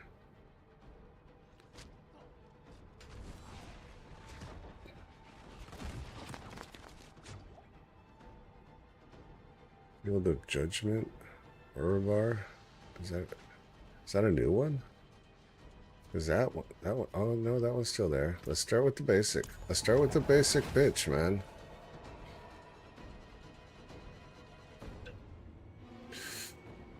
Let's start with the basic bitch. Let's see how this build does.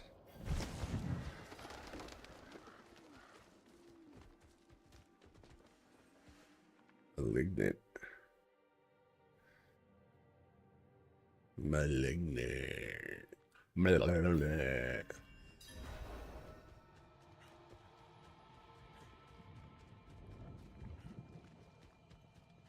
Come on, Subo. Knuckle up.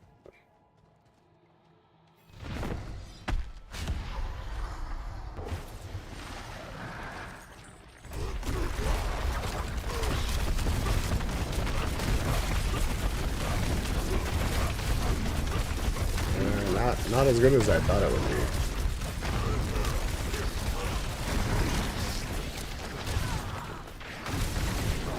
Or maybe they're just harder.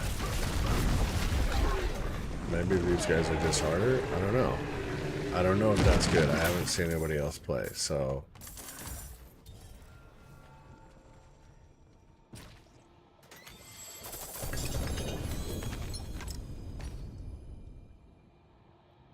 Vehement augments, is that a new thing?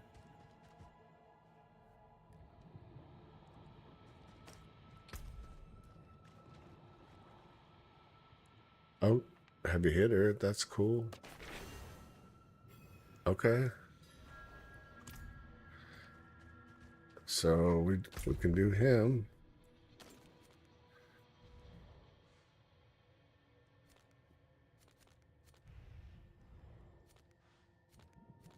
What? Is he not there anymore? Did they take him away? Eyes of the enemy. I don't know what that is. So this is new.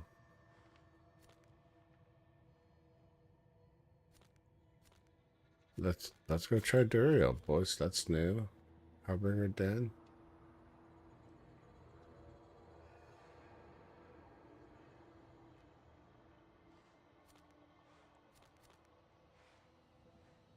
Okay.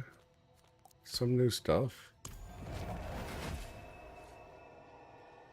And we just face changed this guy. He's the easy one, so that's kind of scary that he wasn't that easy. What's our bleed at right now? 726,000. Wish I could boost that even more.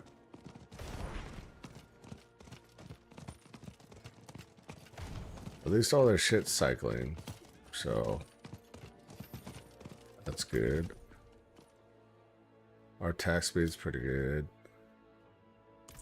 Like I don't hate it. I'd kind of like to see what this would do on the regular server. Is there anybody in here that oh.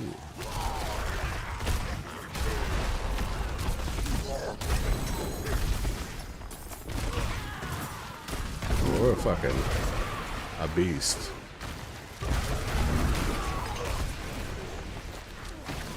And we should be on trash, right? We should be.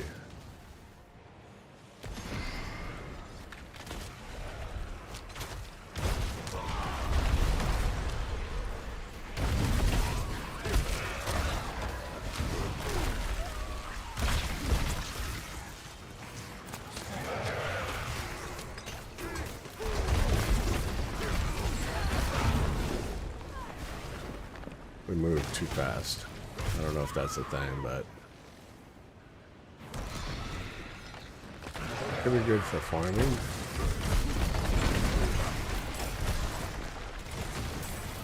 Should probably go try Belial, huh?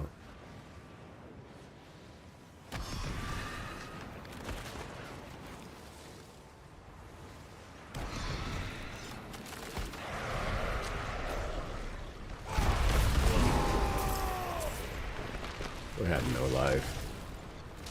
12,000 is terrible.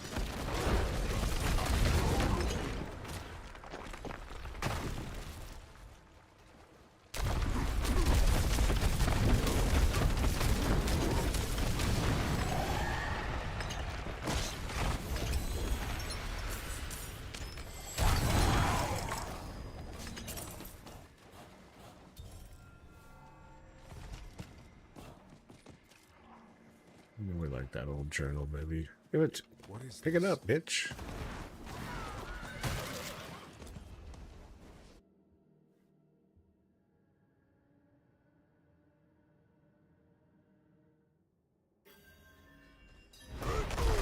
Still can't leap down. That is some bullshit. Hate this game.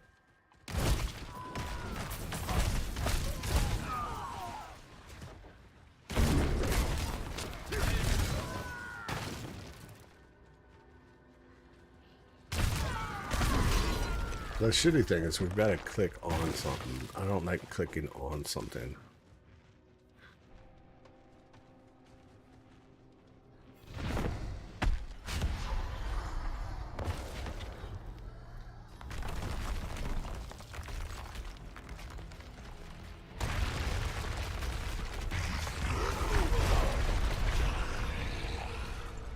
Right.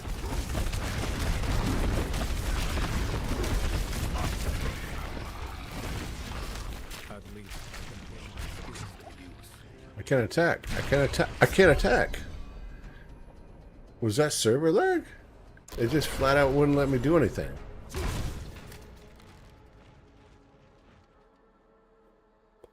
Bugged, baby? That guy just ran off to the side. What? Is my attack too fast? Am I fucking up the server right now? I can't attack. There we go.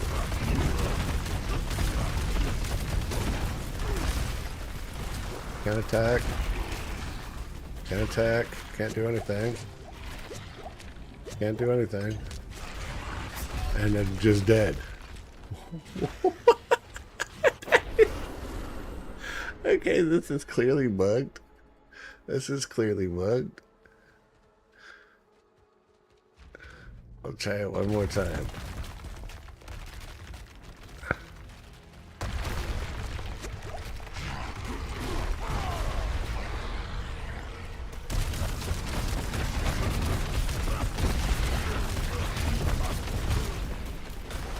Can't attack, so can't do anything. Can't do anything. Can't move. Oh my god, dude. It's so bugged. It's so bugged. Okay, let's go try new content. It's so bugged, dude. It's so bugged. Let's go. You know what? New content, outer world new content. That'll kind of tell us. Well, oh, there's that. We could go do that.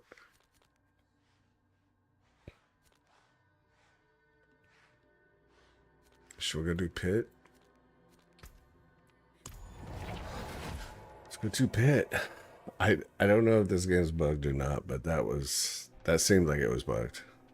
That seemed like it was bugged bad.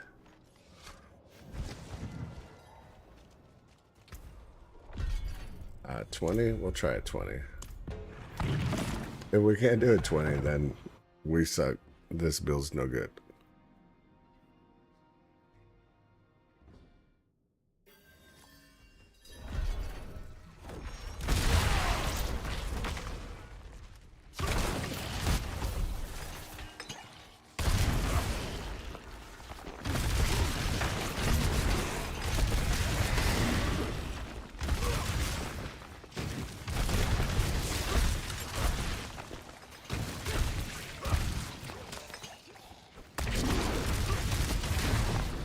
Some spiders for some progression.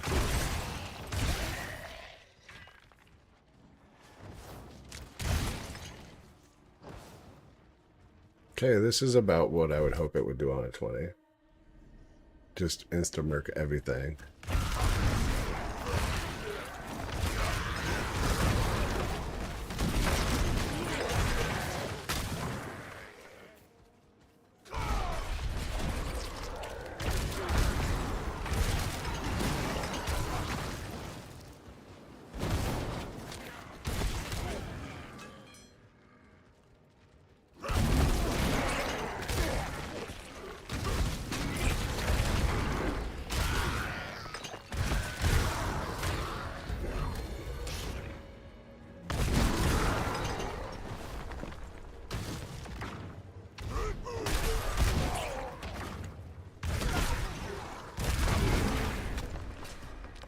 It's fun. It is fun as shit. I'll tell you that much. It's fun build so far. It's fast as fuck. Fast as fuck, boy.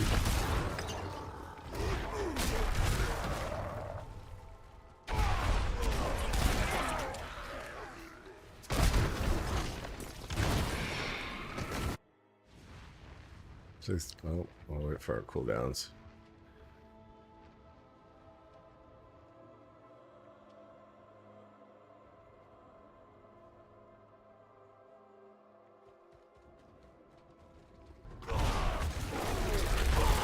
Oh my god. Okay, that's good. That's the way it should. That's the way it should be. I was worried. I thought I was gonna have to fight, so let's keep going. This is fun. That was so much fun.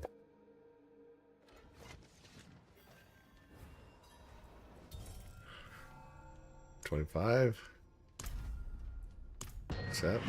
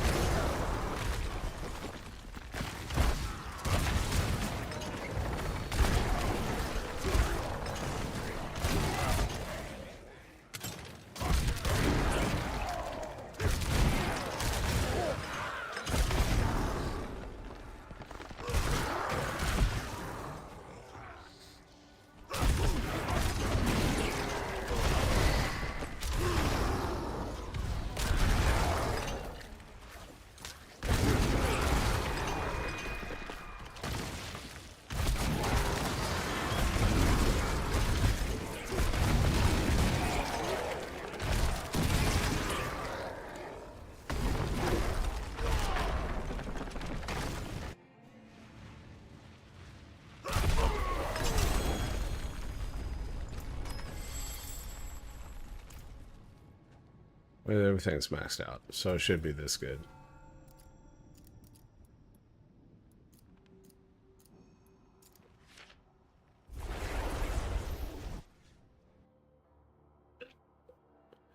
And it's only a 25, which is like we should probably like once we hit tier 4 is when we should probably start seeing some resistance.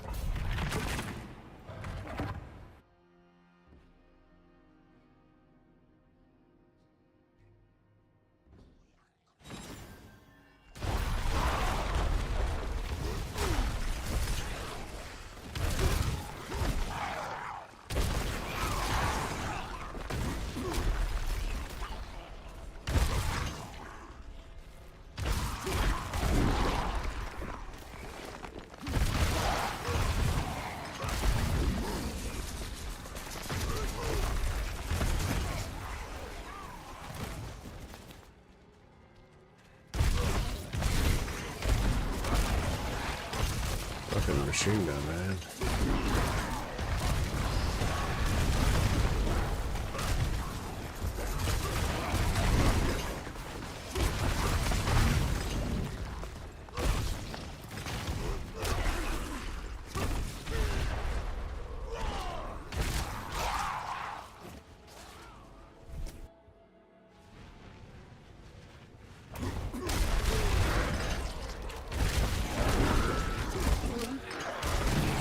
I don't know if this build will go very far, but it's pretty fun so far. It's got no life on it. I got no life, but I got bulwark, so And bulwark cycles non-stop.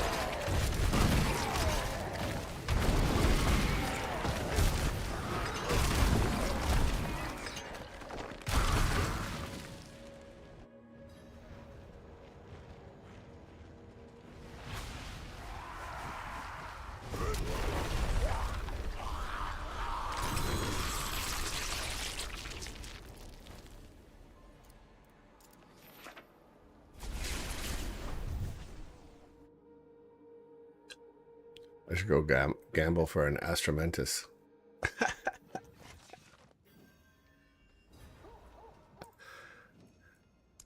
35. Going by fives. I mean, it's going fast though, so there's that.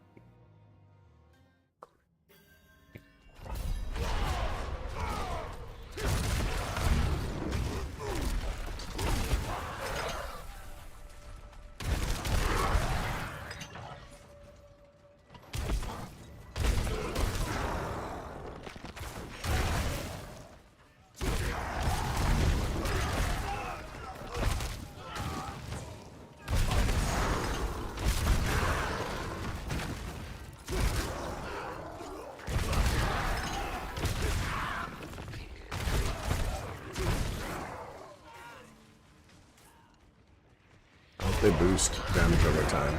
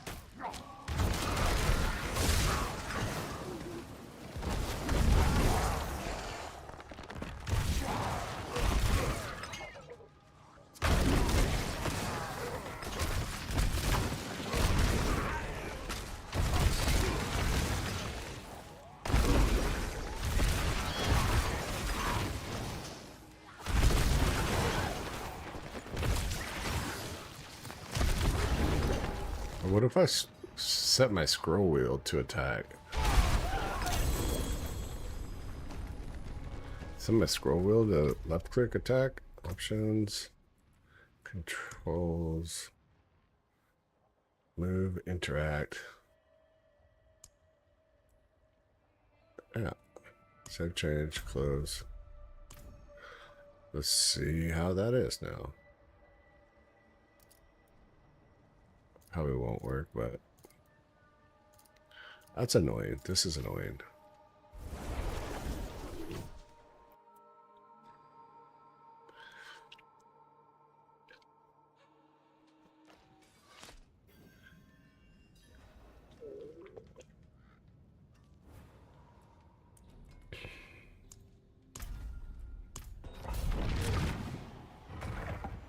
Probably a day late and a dollar short. Everybody's probably already done this and found this out and probably mastered it and made guides and videos and everything for your mom.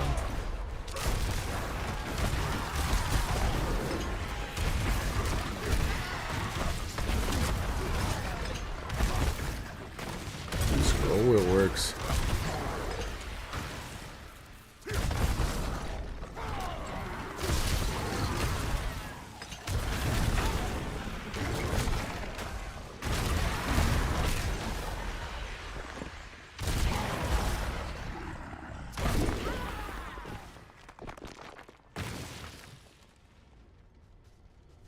Probably like, yeah, we've been doing that for several seasons.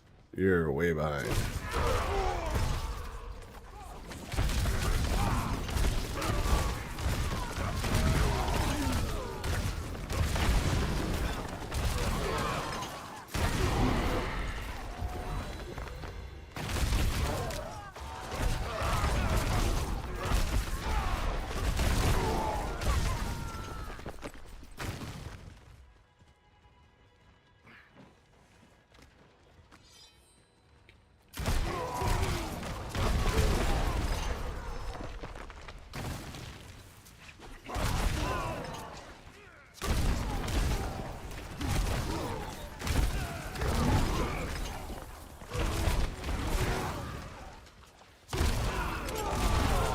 Get with the times, boomer.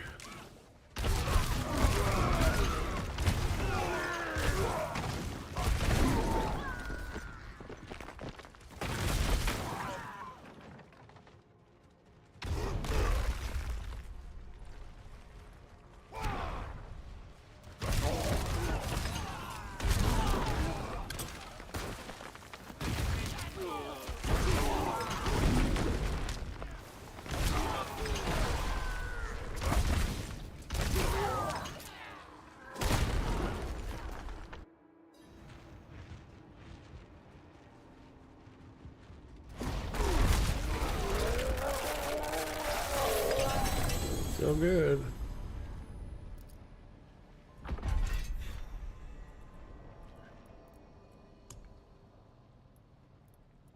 I want this as the default page, not this.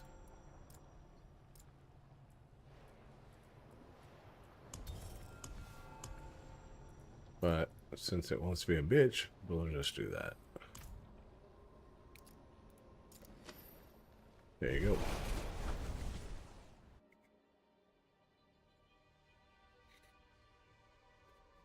I'd be really stoked if this made it to like 100. I don't think it will, but I'll be pretty stoked with that.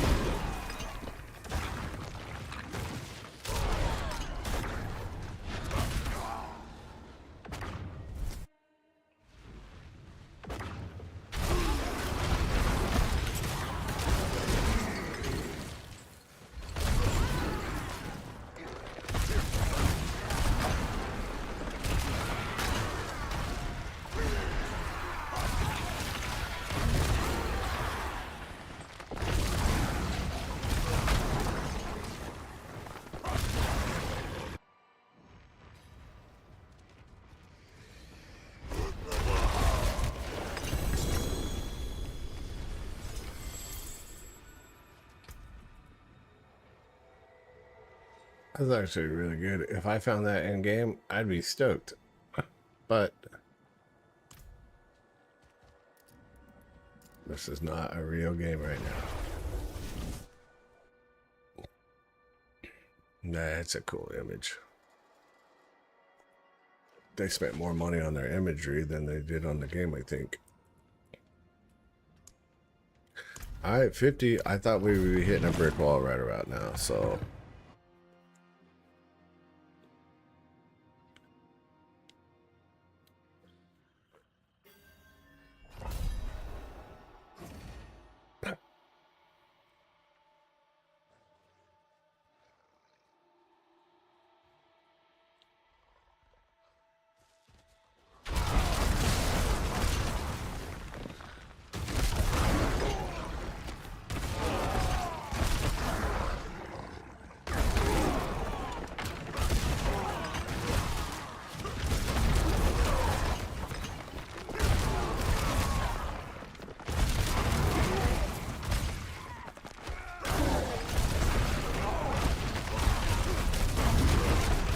okay, now it's taking multiple hits to kill some of these guys. Like,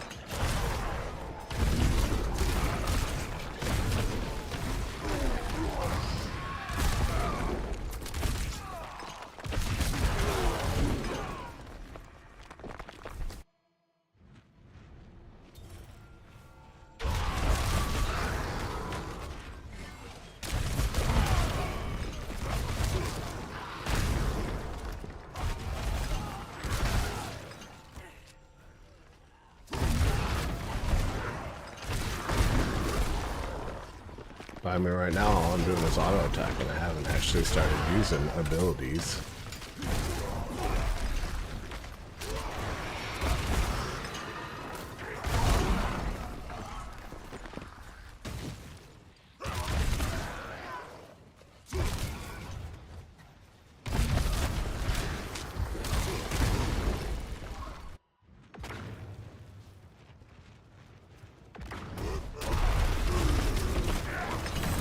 That's still pretty good. Still pretty good. 55 next.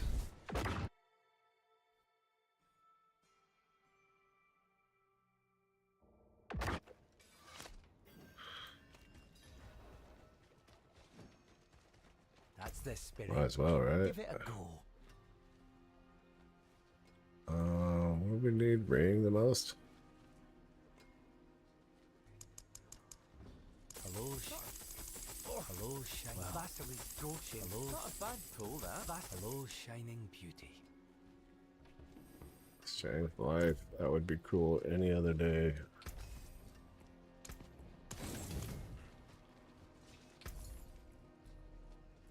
Hello, shame that. Hello, wow. Hello, Vasili's ghost. I had that in my bag. Yeah, you did. Better than starting from nothing. Better than starting from nothing. I can cure what ails you. Yeah, appreciate it. I'm not using potions either. That's another thing. Oh, Torment 4 at 55. I thought it was 60 something before.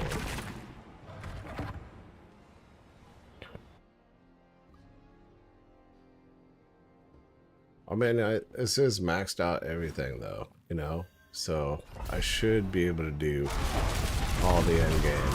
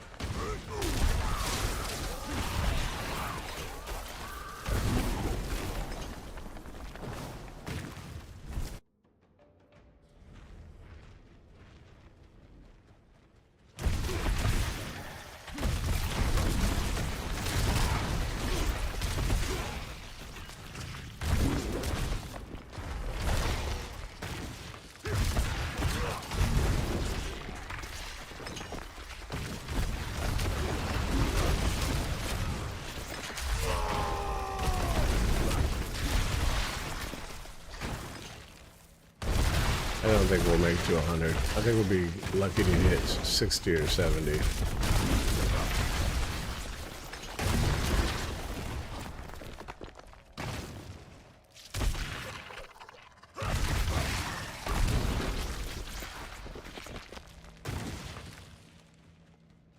Well, we went too fast, killed too little.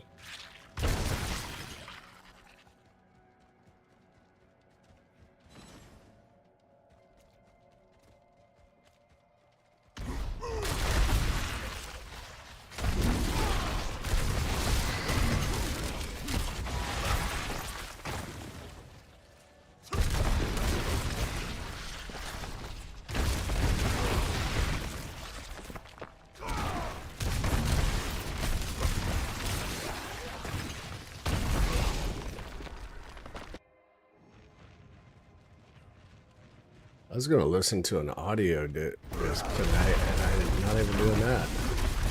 That was pretty good. Pretty good. Oh, you know what?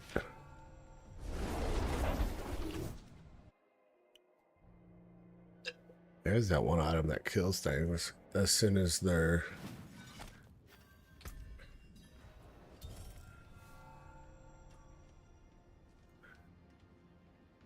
Right there, that's it. Enemies affected by more damage than overtime life are executed. I love it. I love it. And we were going to listen to an audiobook. Don't judge me. Don't judge me. Is this It it? occurred in the arena. It was something the others hadn't expected. One of the favorites from the first years had been defeated, and what was worst, the others weren't even able to see how it was done. Yeah. That's impossible, Bernie said, standing up from his seat. At the same time, he banged the side of his armchair. It briefly went up in flames before the whole side of the thing burnt to a crisp. It was amazing how quickly it disappeared, to not affect the whole chair. Calm down, Oscar demanded. Bernie was always a hot-headed fool, and he knew this bet was a bad idea. However, even Oscar didn't think this would be the outcome, so he allowed it to continue. Can't you see, said Bernie, that kid, he didn't just win, but there isn't even a single scratch on him. The others had, of course, noticed this as well. For this to have happened, the fight inside the dome couldn't have been a close one. The dome-shaped shadow was either very powerful, or it was there to conceal the boy's real strength from the eyes of everyone else. Jack's whole body was shaking, but not because he was upset. He was out of joy. A mysterious power that was able to rival top original families, yet didn't belong to any of the big four. This was the perfect opportunity for him. Whatever he did, he needed to get this power for himself. However, there was a small problem, something he never thought would get in the way, and that was the bet. Jack was one of the ones that hadn't spoken up when the deal was made, meaning Owen was able to get the first choice when inviting students to their families. There was no way a student would turn down such an offer from one of the big four. Perhaps there was some way he could persuade him. Once the event was over, he would contact the others at his tower to find out everything they could about the boy named Cursed Child. Well, I must say I think I've got a pretty bright future ahead of me, Owen said laughing. Oscar looked at the student one more time standing in the arena. Looks like I need to speak to the people at the second base. How they were this tardy to not notice something like this is beyond my comprehension. Anyway, Quintail and I shall be keeping an eye on you. The cheering in the arena had continued for a lot longer than usual. People always seemed to love the unexpected. It was exciting to think about what this new power and surprise could do.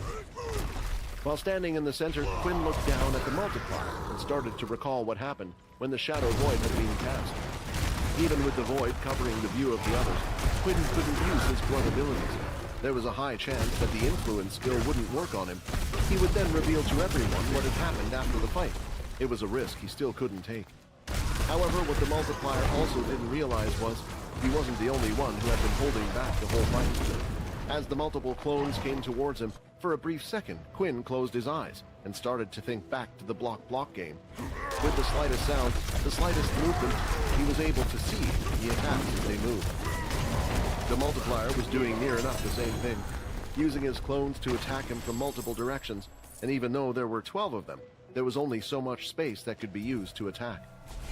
The 12 had come towards him. He could see a slight twitch in the first one's shoulder. He attacked as soon as he saw the slightest movement, and the first one was down. Using all of his limbs, his legs, his arms, Quinn blocked, dodged, and allowed even the clones to hit each other. Everything was done at a speed that hadn't been used in the match before. Vex was a lot more versatile when I fought him with his strings, he said as he hit one clone. Vorden's ability was a lot stronger than this, as he kicked another. And the King Tier Beast was a hell of a lot faster, he said as he punched the last clone in the stomach.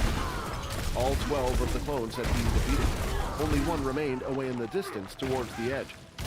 I need to make more, Multiplier said, but his energy was starting to drain. There wasn't enough time to recover, as Quinn's strength was strong enough to deal with the clones with a single blow. It was something the Multiplier had never dealt with before. As he started the cloning process, he felt something weird wrapping around his legs and arms. When he looked, he could see multiple purple dark hands grabbing his limbs. What is this? Why isn't my cloning working? He said, shocked. Quinn had half expected this. His shadow could slow down the time of whatever it was touching, and due to how the multiplier's ability worked right now, it was taking an incredibly long time to even clone himself. With this, the multiplier started to panic. He'd always relied on his skills to move from one clone to another. In his haste, he hadn't realized if he had just concentrated on using all of his strength to break free from the shadow, he would have been able to break free. Instead, he repeatedly attempted to clone himself, but it just didn't seem to work. Finally, though, he was able to detach his right arm as he calmed down a little and started to think straight. 20 at 100 MC. But it was useless, as more arms instantly came toward him, grabbing him and putting him in place up against the wall of the shadow void again. I better finish this in one blow, Quinn said, seeing how low his MC points were. Standing in front of the original multiplier, he was able to finally use a skill that wouldn't be wasted. Stomping his foot onto the ground and allowing the energy to rise, he pulled back one hand and snapped explosively with the other. Hammer strike! The regular hammer strike was performed, and the fist sunk into the chest piece right in the center. In nearly an instant, his eyelids started to close, and the multiplier had been knocked out. I guess you never really been hit like that before, have you? Quinn thought, realizing he had been beaten with a single punch. The void skill was cancelled, and the victor's name had been called. Can you believe it? Is that Quinn from our class? Wasn't he always a weakling? The students in Dell's class were amazed. However, some started to worry. Hey, didn't you used to pick on him and Peter? Better apologize, man. What, you think he'll remember that? They had just witnessed someone defeat a level 8. Most of the students who were in Dell's class weren't even past the level 5. And suddenly, all those that once shunned or talked badly about him were afraid. Perhaps he isn't the Blood Evolver after all, Nate said, noticing that not a single red aura skill was displayed. But some signs were confusing. He had seen kicks and punches, as well as the flash step. These were all skills the Blood Evolver performed. Still, you're just another person for me to get excited over. Once the matches were over, the students were taken off the platforms and rushed to the side to get emergency care from the standby doctors. After a few minutes, the multiplier had woken up. It turned out his injuries weren't too bad, and his armor had absorbed most of the impact of the punch. Although there were still some internal injuries, he would need to be treated for later. He had never been struck so hard before, and with the fear of everything happening, he had passed out.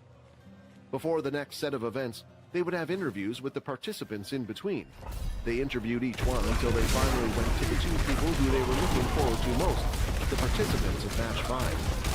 The first to be interviewed was the unexpected loser of the match, Multiplier. They sat by the side of the arena by a bench, where all the doctors and other participants were seen being treated in the background. The female reporter was there, ready with her microphone. At the same time, her drone companion was filming everything for everyone to see on the big screen. First, I would have to say you put on quite a show for everyone today, and it came as quite a surprise to us with the result today. Many people here expected you to win. It seemed like everything was going your way until one point, once that void was created. Can you tell us what happened in there, or if you remember anything at all? The reporter asked. Recalling the memories of the dark place was not a pleasant thought, and the shock of a loss was still hitting him quite hard, so he was slow to answer. Yes, I remember what happened in there. Hands. Hands? The reporter said with a confused look on her face. There were hands everywhere. They grabbed me all over the place, and I couldn't move. Black, shadowy like hands, and that's when he delivered the final blow. Hearing this from up in the booth, Jack's eyes looked as if they were about to jump out of his sockets. What did he say? Dark, shadowy hands? The words that had been spoken had brought up a memory for him when he had visited the second military base. These were memories he would never forget. He was embarrassed and humiliated as the two students were saved by Pure. Two people had interfered and had gotten in his way. After the event, he had his two guards file a report. Kenny talked about how a strange user who seemed to control a shadow had fought him. Not only that, but there was also the mention of hands as one of the skills, along with other things. Now that he thought about it more, the description matched near perfectly enough with the report his guard Kenny had given him. The powers used back then and the powers used now were the same. This brought him to one conclusion about Quinn. He works for Pure!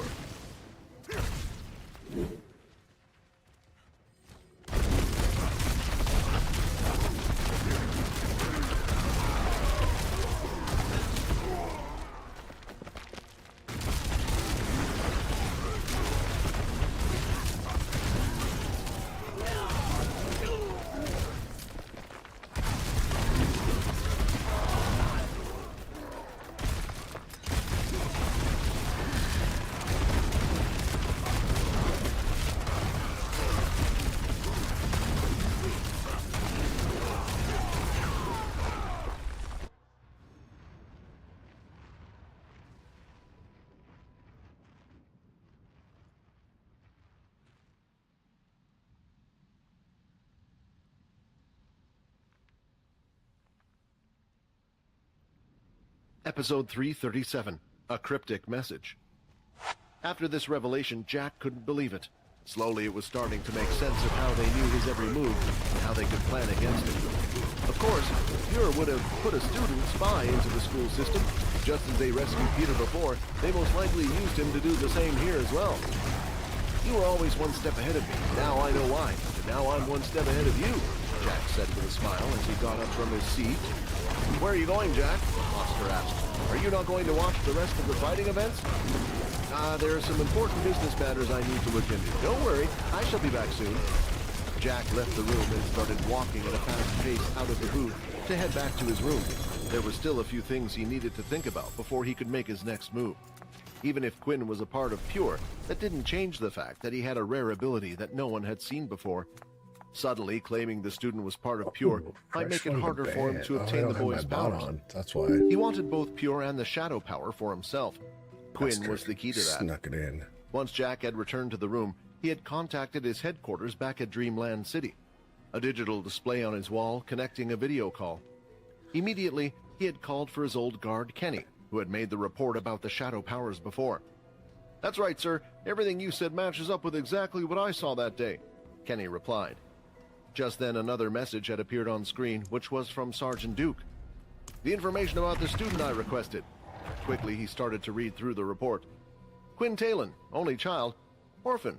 Pfft, the perfect backstory for an agent of Pure. No surprise there. While Jack was busy talking about his team and doing research on Quinn, over at the arena, the reporter had just finished talking with Multiplier. She was now moving on to the star of the show, Quinn. First, I have to congratulate you on your victory. Of course, we all saw your impressive martial arts skill when fighting the clones, but what we want to know about is your ability. My research says that you're not from an original family.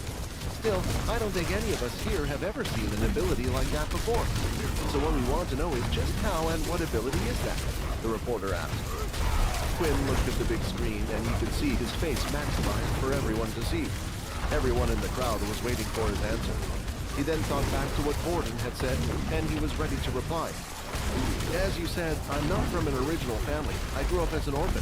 The detail of how I learned the ability is a story and a half, so bear with me. An incident happened at school a while back, where I was transported to a red portal planet. The whole place seemed abandoned. While I was there, I came across an ability book I had never seen before. I currently didn't have an ability, and I thought my luck had finally changed.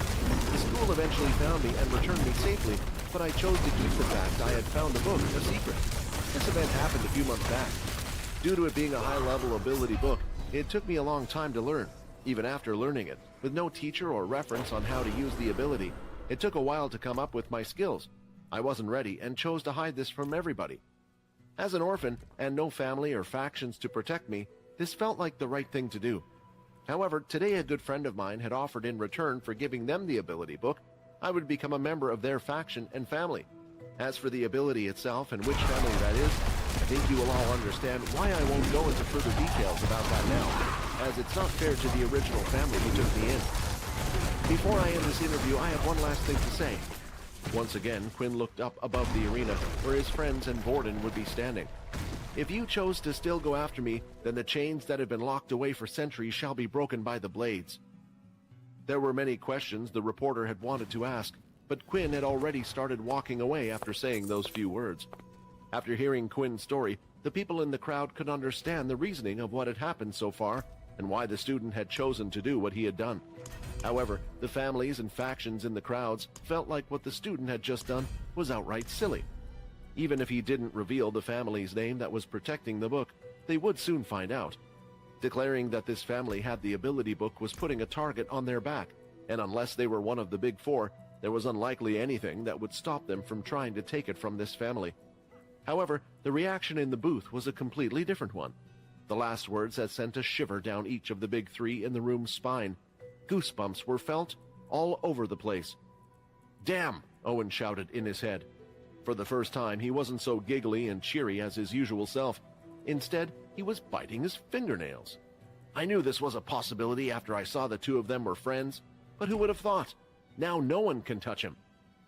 Those last lines, Mona thought, they were quite clearly a code that only we would know. Oscar had noticed a slight change in the room. Usually they were quite a rowdy bunch, especially with Bernie and Owen always bickering at each other, but now there was complete silence. Was it something the boy said, he thought? But he was concerned with a different matter. If what the student was saying was true, the red portal he had access to must have come from the military base they were at, which meant it was a planet the military had explored. Why was there such an ability book on a planet like that? Oscar wished to delve further once this whole event was over. Perhaps he would find clues about the ability book and what had happened on the red portal planet. It might even lead him to the original owners of the ability book. The rest of the event continued as usual, and Jack eventually returned with a smile on his face. The event had now been going on for a while, and during it, not a word was spoken. They hadn't focused on the matches at all. Each one of them's minds was filled with other matters, and finally, the event had come to an end. The Big Four returned to their rooms, and so did the Supreme Commander. As Jack went back, he started to think of a plan he could put in place. If he was only to inform the military of the matter without the others knowing, then maybe they would allow him to take the boy's ability. It would also make sure the power didn't fall into the other three's hands, and he knew they would like that. Still, it was a little risky. The best time to do anything would be when the boy returned to his military base. Pure still didn't know he knew about him. He had close connections with Duke, and could use this to catch Quinn and take his powers before anyone could interfere. Going to his desk, he grabbed a bottle of whiskey that was out on display and poured himself a clean, nice shot with no ice. "I deserve this for everything I've done today," Jack said as he lifted the glass in the air. Suddenly, he heard a knock at the door. A frustrated Jack placed the glass back on the table and answered it. "What is it?" he said with anger. But when he looked at who it was, he was surprised to see that it was Mona Bree. "I'm here to tell you about an emergency meeting between the Big Four. It will be regarding what happened today. You have to come now."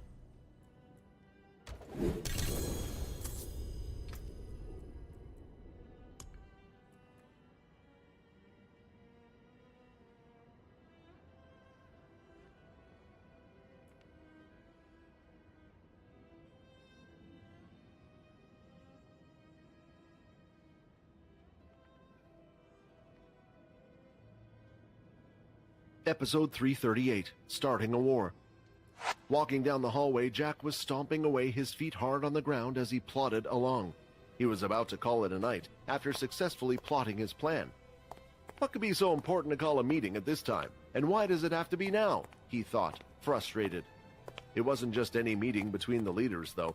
Mona had specifically told him that this was a meeting for only the Big Four families, which meant it didn't include the head generals or the Supreme Commander. It was as if something they didn't want them to know about. This was a rare matter, and the only time Jack had been called into a meeting like this before was when they decided to invite him to join the leaders' table, making the Big Three into the Big Four. Eventually, Mona had led him down the hallway, and they stopped just outside the Sundhild family room. When she pushed the heavy door open, the other two could already be seen sitting there waiting. The rooms they stayed in were quite grand and large, and there were several separate rooms. Each one was designed differently to suit their style. Jack looked around the room. Even though it was the same layout, it looked completely different compared to his own. Most of the decor looked like it was from an older era.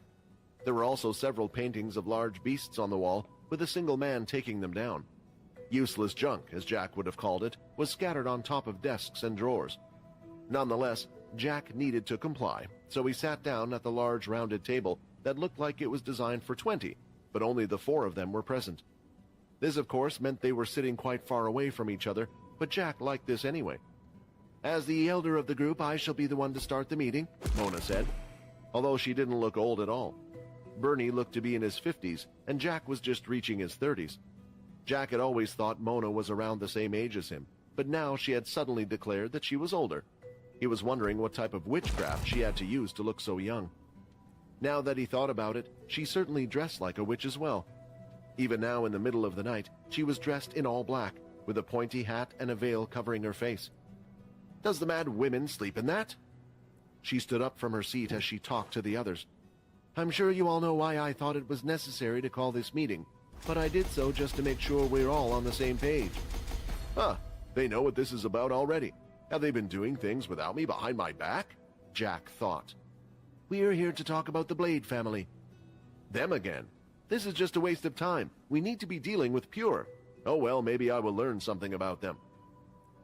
We need to make sure that all our families and fractions, including the subfamilies, receive this message.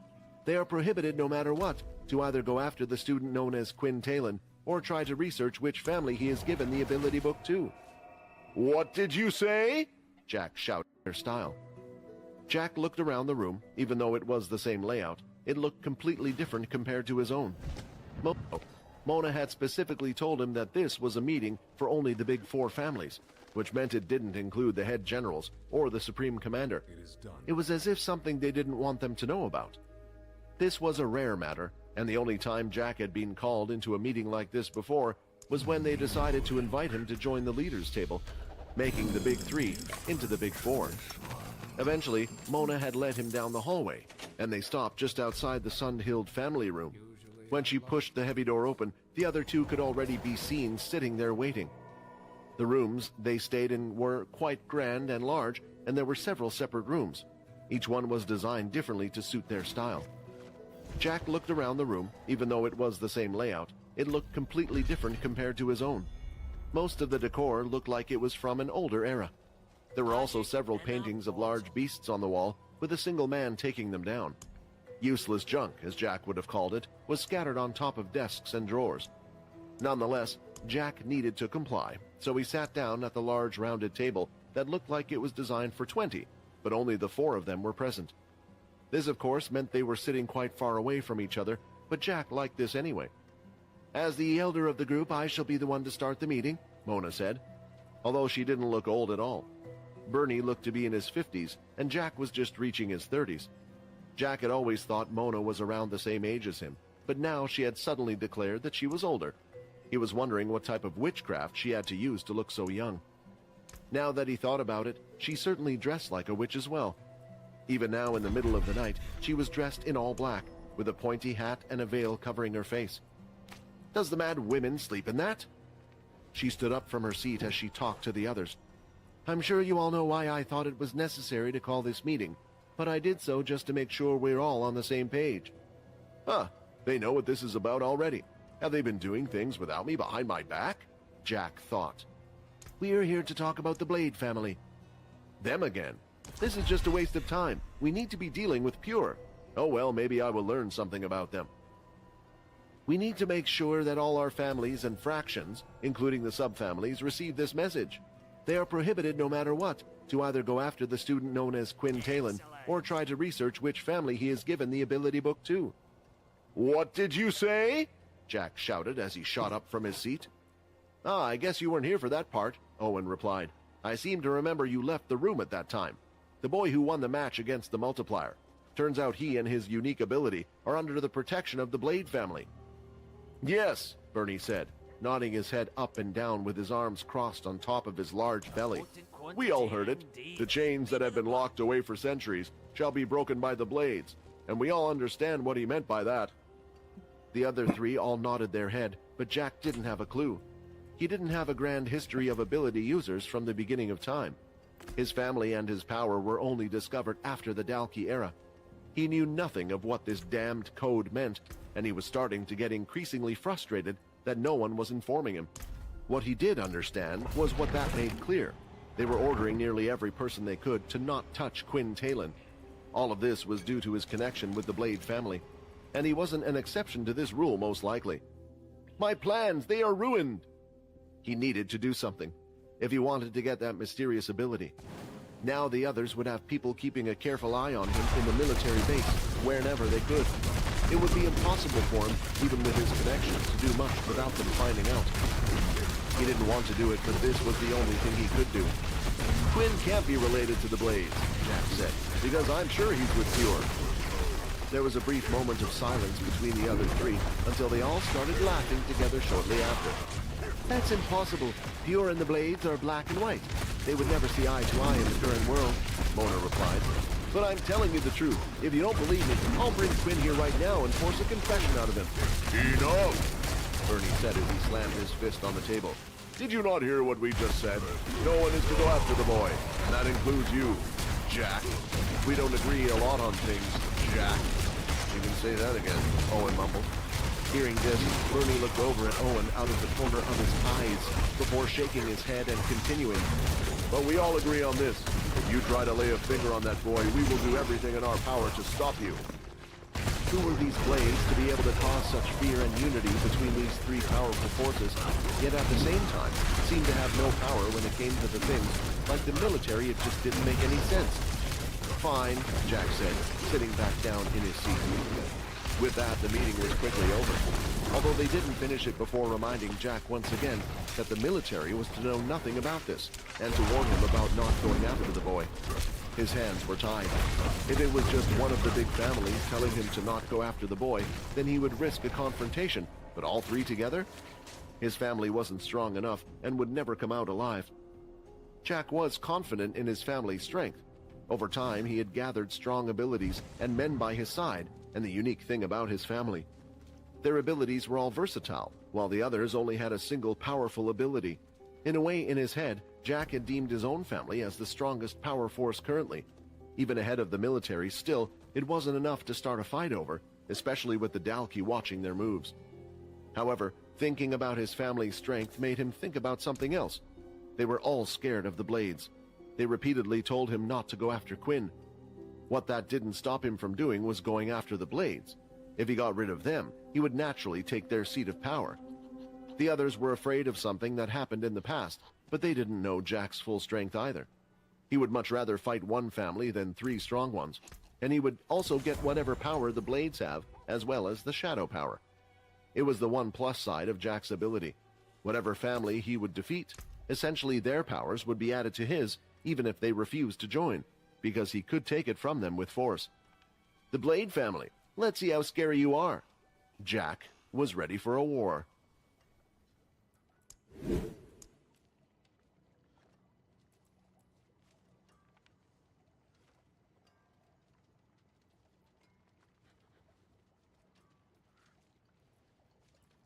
Episode 339, One More Level. As soon as Quinn's match had ended, he decided to go straight to his room, avoiding talking with any of the other participants or remaining in the training center. Even with his short walk back, walking by the next participants who would be taking part in the event, he could feel their eyes as if they were piercing the back of his skull, and the gossiping had started. When he finally arrived in his room, he quickly closed the door behind him and leaned his back against it, letting out a big breath. "So I finally did it," he said with a smile. "It feels nice not to be holding on to such a secret anymore." Still, this was enough for him.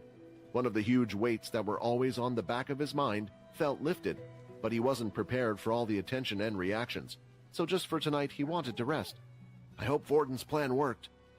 When Vorden whispered in Quinn's ear, telling him what to say, he sounded confident and assured him it would stop others from coming after him for his power.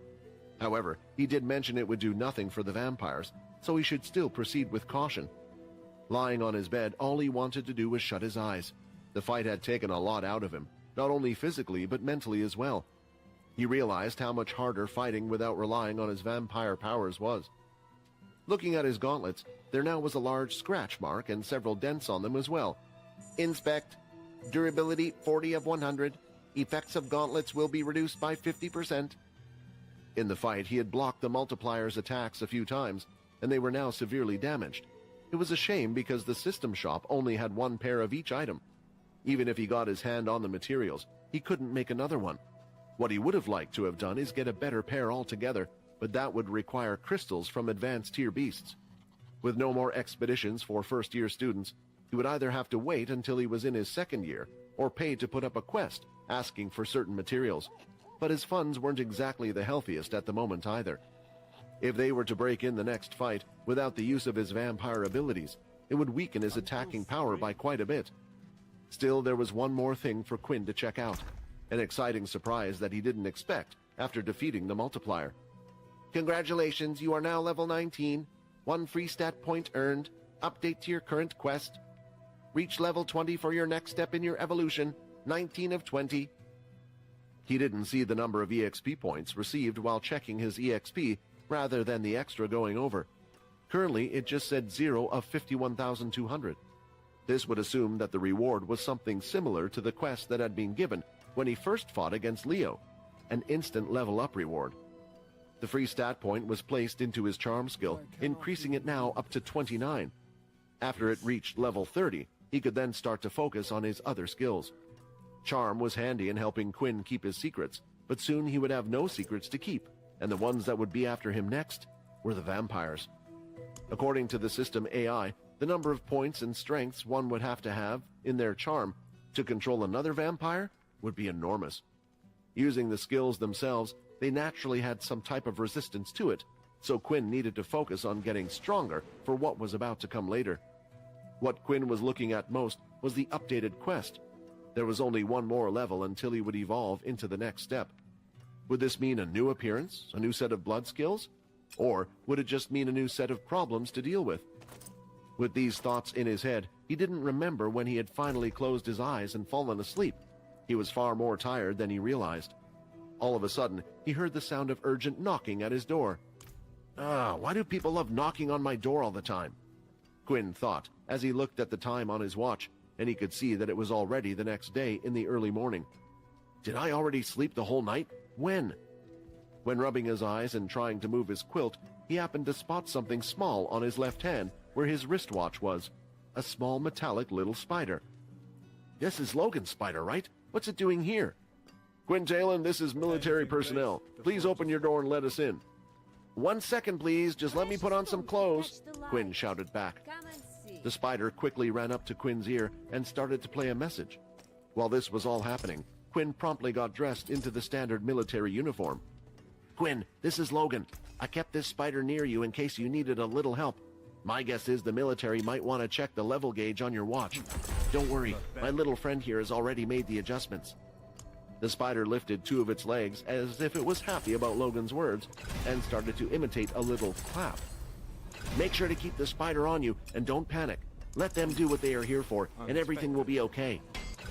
After listening to the message, the spider hopped down and went just underneath the cuff of his sleeve, where his wrist was, and stayed put. Putting his trust in Logan and not knowing what was going on, he opened the door to find Haley outside and what looked like one of the soldiers standing by her side. It's been a long time, Haley said, as she entered the room and placed a suitcase out on the table. This isn't usually my thing, but they asked me to do this. But before that, congratulations. When I saw you, I knew you were impressive. And don't worry, with all the injuries I see at the school, I think you did nothing wrong hiding your powers. She sat down in the seat by the desk, and the soldier carefully led Quinn over to her, keeping an eye on everything he was doing. Watching in case Quinn tried to pull anything. Haley proceeded to open the metal case, and inside it was what looked like a brand new military watch. Now I have to ask you not to touch anything, Haley explained. I will take off the old watch and also place the new one on. Quinn nodded in response and went along with it. Even if Logan had said not to worry, right now, Quinn was worrying. When they had put the watch on, what would happen when it didn't record his MC cells? Would they find out he wasn't human, or would they then take him in for further questioning? The watch had been taken off and placed on the table. At the same time, she picked up the new one from the suitcase and wrapped it around Quinn's wrist. The watch seemed to be turning on slowly, and at the same time, while underneath his wrist, the little spider started its work. Haley remained silent, and so did Quinn, as they both carefully waited for a result. After a few moments, the watch finished booting up, and the display had changed. It went from level 1 to level 6. Well, that makes a lot of sense, she said with a smile on her face. I was a little worried it would say 1 for a second. Do you know why the watch didn't display the correct level, even after learning the ability? No, I just decided to go with it since I thought it was better this way, Quinn replied. Not a problem, Haley said with a smile, as she put the broken watch in the suitcase and left with the guard. Before closing the door, she had one last word to say. Good luck on the tournament. I'm rooting for you, cursed child, she said as she giggled and shut the door. His face had gone bright red with embarrassment. After hearing a pretty lady like that say his stage name, he now realized how lame it sounded, and he just wanted to make a hole and put his head in it. However, thanks to Logan again, it seemed like he could relax. His vision to look and plan for things had saved him many times, not wanting the attention of the others outside, instead of training like everyone else was doing. He decided to wait in his room until he was called for the next event. Unlike Peter, Quinn wasn't treated like a criminal and was able to stay in contact with the others above using the wristwatch and other methods. They told him what was going on with the events and such, but not much else had happened. The time had come, and an announcement had been made. stating that the participants of the fighting tournament would now be placed in their groups. Leaving the room, everything was different this time when he entered the practice hall. It was the third day of the event, and there were even fewer people now than before. Not only that, every single person there seemed to be looking at him, and this included the second year. Ignoring everything, Quinn decided to stay at the back of the whole group, where the students had gathered, as the organizers called out their names. This way he knew no one would be able to look at him from behind. However, he quickly realized how useless this was, as now everyone seemed to be turning their heads slightly to the side, trying to look back at Quinn. Okay, and for Group C, we have Ben Richard, Steve Gillian, Jason Wong, Susie Philbuster, Maze Kilbert, Nate Snell, and Quinn Talon. Yes! Nate shouted as his name was called out. The others looked at him wondering what he was so excited about, but only he knew. For days he had been hoping to face a half-decent opponent, but so far he had only been disappointed. After seeing the cursed child be put in the same group as him, he was sure his luck had now changed for good. He knew the next fight, the two of them would be facing off against each other.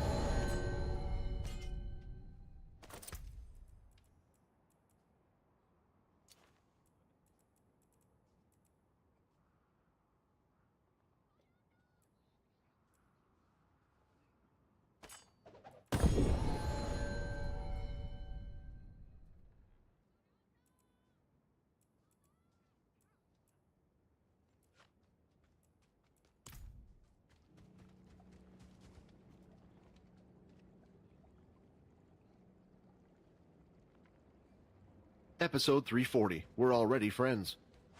While the names from Group C were being called out, the others in the group gathered and started to look at each other as they noticed something odd.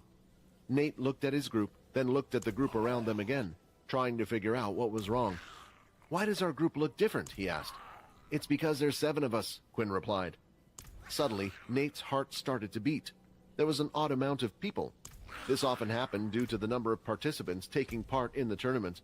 However, more often than not, a few people would drop out, or even a double knockout in some cases. This would eventually even up the numbers. If they had enough people, they wouldn't even bother calling up the substitute, since it would just complicate matters. Right now in the fighting tournament, there must have been an odd amount of people, and when this happened, it means only one thing. "All right," the soldier said, holding something behind his back the others couldn't quite see. "As you can see, Group C is filled with 7 people rather than 6 or 8.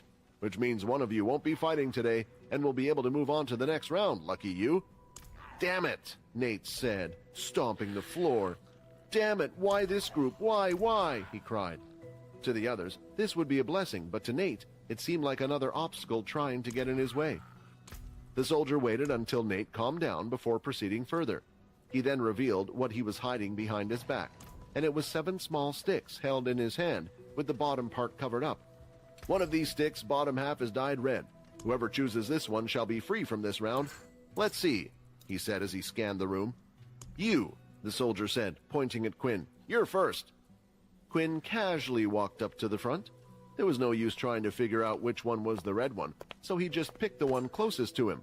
The stick was completely clear when pulling out, and there wasn't a red marking at all. "Yes!" Nate shouted out loud again. Now Quinn realized how much Nate wanted to fight him. However, this wasn't like the others, who tried to fight him because he was weak or to try to show off their skills. It was because Nate thought he was strong. Thinking about this made him feel a little warm inside. It was a change and a feeling he had never had before. No one hated his guts for being weak, and no one wanted to bully him. May the light The other participants were called, and they all pulled out clear sticks until eventually only the last 2 participants were left. You're up, the soldier said, pointing at Nate. He was happy about this. It meant his fate was going to be in his hands, not in another's. There were now only 2 sticks left. If he chose the wrong one, then it just wasn't meant to be. He looked left, he looked right, his eyes darting back and forth between the 2 sticks. Just pick one already, the soldier said, getting agitated that time was being wasted. Closing his eyes and turning his head away, Nate finally picked a stick. Well, it looks like you won't be taking part in this round then. Hearing those words made his heart sink. He could feel a lump forming in his throat. What? Nate said as he opened his eyes and turned his head, only to see that the soldier was no longer standing in front of him and was standing next to the other student instead. Looking at his stick, he noticed it was completely clear. There was no marking at all. There wasn't time to celebrate for Nate, as the soldier was already leading them all onto the arena floor. I knew the world wanted you and me to fight, Nate thought. This was just another sign that nothing was going to get in our way. As they exited from the underground tunnel and onto the floor, the cheers were there as usual, and the others were watching above the large screen. Oh, this will be interesting, said Sam, seeing the screen. What do you mean by that? Borden asked. Well, the reason I've been keeping a close eye on the event so far is that my close friend is in it, and it looks like Quinn, and he is in the same group, Sam replied. Friend, judging by how you were hanging around us all the time, I would have assumed you had no friends, Logan replied. That comment had stung Sam in the heart a bit, but he couldn't deny the fact that if others did know, he was hanging around with a bunch of first years from another base. It really would look like he had no friends. Is your friend strong? Borden asked. You better believe it, said Sam. Although he's only a level 7 in terms of ability power, you can tell how strong he is based on how he was able to make it this far. I look forward to seeing him fight then, Borden said. Well, let's just hope your friend and Quinn don't get put together. Otherwise it would be pretty awkward, said Layla. Yeah, I would feel bad supporting my friend right next to you guys, but as far as I know about Nate, he would be begging to be put up against Quinn. And that was exactly what Nate was doing. The whole way as he walked, he had his hands held together and his eyes closed. He would only rely on his hearing to follow the footsteps in front of him. Then finally they came to a halt. All right, Quinn Talon, stage 3, and Nate Snell, the soldier said. He couldn't believe it. His prayers were answered, and he was finally going to fight someone worthwhile. The two got into position and waited for the announcers to call all of the names.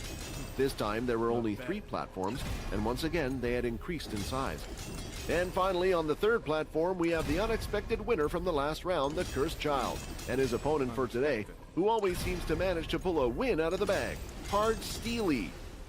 The Earth user raised the two onto the platform, but Quinn was struck with something after hearing the name. It was about the stage name that had been used. He had instantly recognized it because it was the first friend he had ever added to the Power Fighters VR game. These two are the same person. Quinn was very thankful to Nate. He had given him advice before the Portal Planet, and also taught him a great lesson when it came to fighting. If he ever met this person in real life, Quinn wanted to thank him for his help. He never thought he would be meeting a person he met through a game this way right now.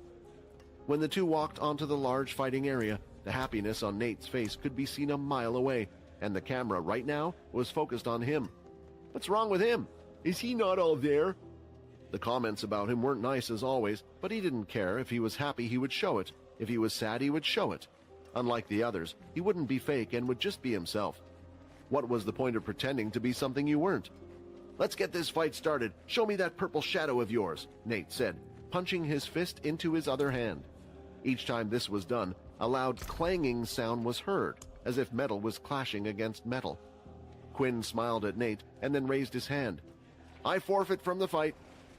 The referee, who was slightly off the side and just outside the arena, was surprised at this. He looked at Quinn for confirmation, only to hear him repeat it. I forfeit from the fight. He is your winner, Quinn repeated. No, Nate said. Why are you doing this to me? Why are you refusing to fight me? Exited from the underground tunnel and onto the floor. Then, Borden said, well, let's just hope your friend and Quinn don't get put together. Otherwise, it would be announcers to call all of the names for his help. He never thought he would be meeting a person he met through a game this way right now. When the two walked onto the large fighting area, the happiness on Nate's face could be seen a mile away, and the camera right now was focused on him. What's wrong with him? Is he not all there? The comments about him weren't nice as always, but he didn't care. If he was happy, he would show it. If he was sad, he would show it. Unlike the others, he wouldn't be fake and would just be himself. What was the point of pretending to be something you weren't? Let's get this fight started. Show me that purple shadow of yours, Nate said, punching his fist into his other hand. Each time this was done, a loud clanging sound was heard, as if metal was clashing against metal. Quinn smiled at Nate and then raised his hand. I forfeit from the fight. The referee, who was slightly off the side and just outside the arena, was surprised at this. He looked at Quinn for confirmation, only to hear him repeat it. I forfeit from the fight. He is your winner, Quinn repeated. No, Nate said. Why are you doing this to me? Why are you refusing to fight me? Is it because you don't think I'm strong enough? Come on, I'll show you right now, he shouted. However, Quinn couldn't tell Nate the real reason. Quinn knew he was strong, perhaps one of the strongest people he had met before. When the fight had started, he had received a quest. A strong opponent has appeared. Defeat the opponent in front of you to receive an instant level up. This was the reason why Quinn decided not to continue the fight. Whether he would win or not, only using his shadow abilities, was another story, but what he didn't want to do was evolve in front of everybody. If he were to win the fight, the process would start immediately, and not knowing its result was too much of a risk. He could always have fought and then allowed Nate to win at the end. Judging from how they fought before, Nate wouldn't have liked that. No, I refuse. I don't care. I'm fighting, and you better start throwing back, Nate said as he walked his way across the arena and towards Quinn. But the referee had come in between the two of them, stopping Nate midway. The contestant has already forfeited. This match is over. The audience watching was all confused as what was happening, as they were unable to hear the conversation going on. Then the announcement was made. Art Steely has been declared the victor due to forfeit. The crowd was stunned by what had just happened, and so were the others in the booth. But they couldn't be for long, as two more interesting fights were happening by the side, and their attention quickly focused on them instead. They could worry about why the other chose to drop out later. Please, Nate said, just tell me why you won't fight me. I never said I wouldn't fight you, Quinn replied. We don't have to fight here. If you want to fight me, we can do it when this event is over through the game Power Fighters. Nate had never thought about this before. He didn't care where they fought. All he wanted to do was have a good fight. Wait, what's your ID, Nate? Nate asked. Quinn smiled at him once again. Don't worry, we're already friends.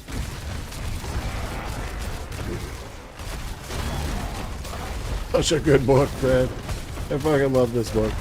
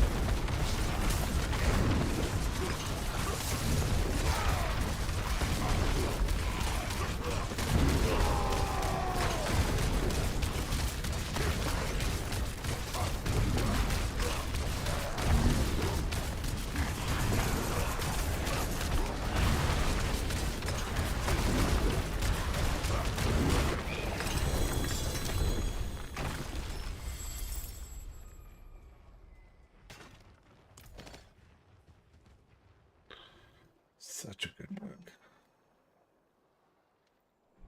Episode 341, The Final Day.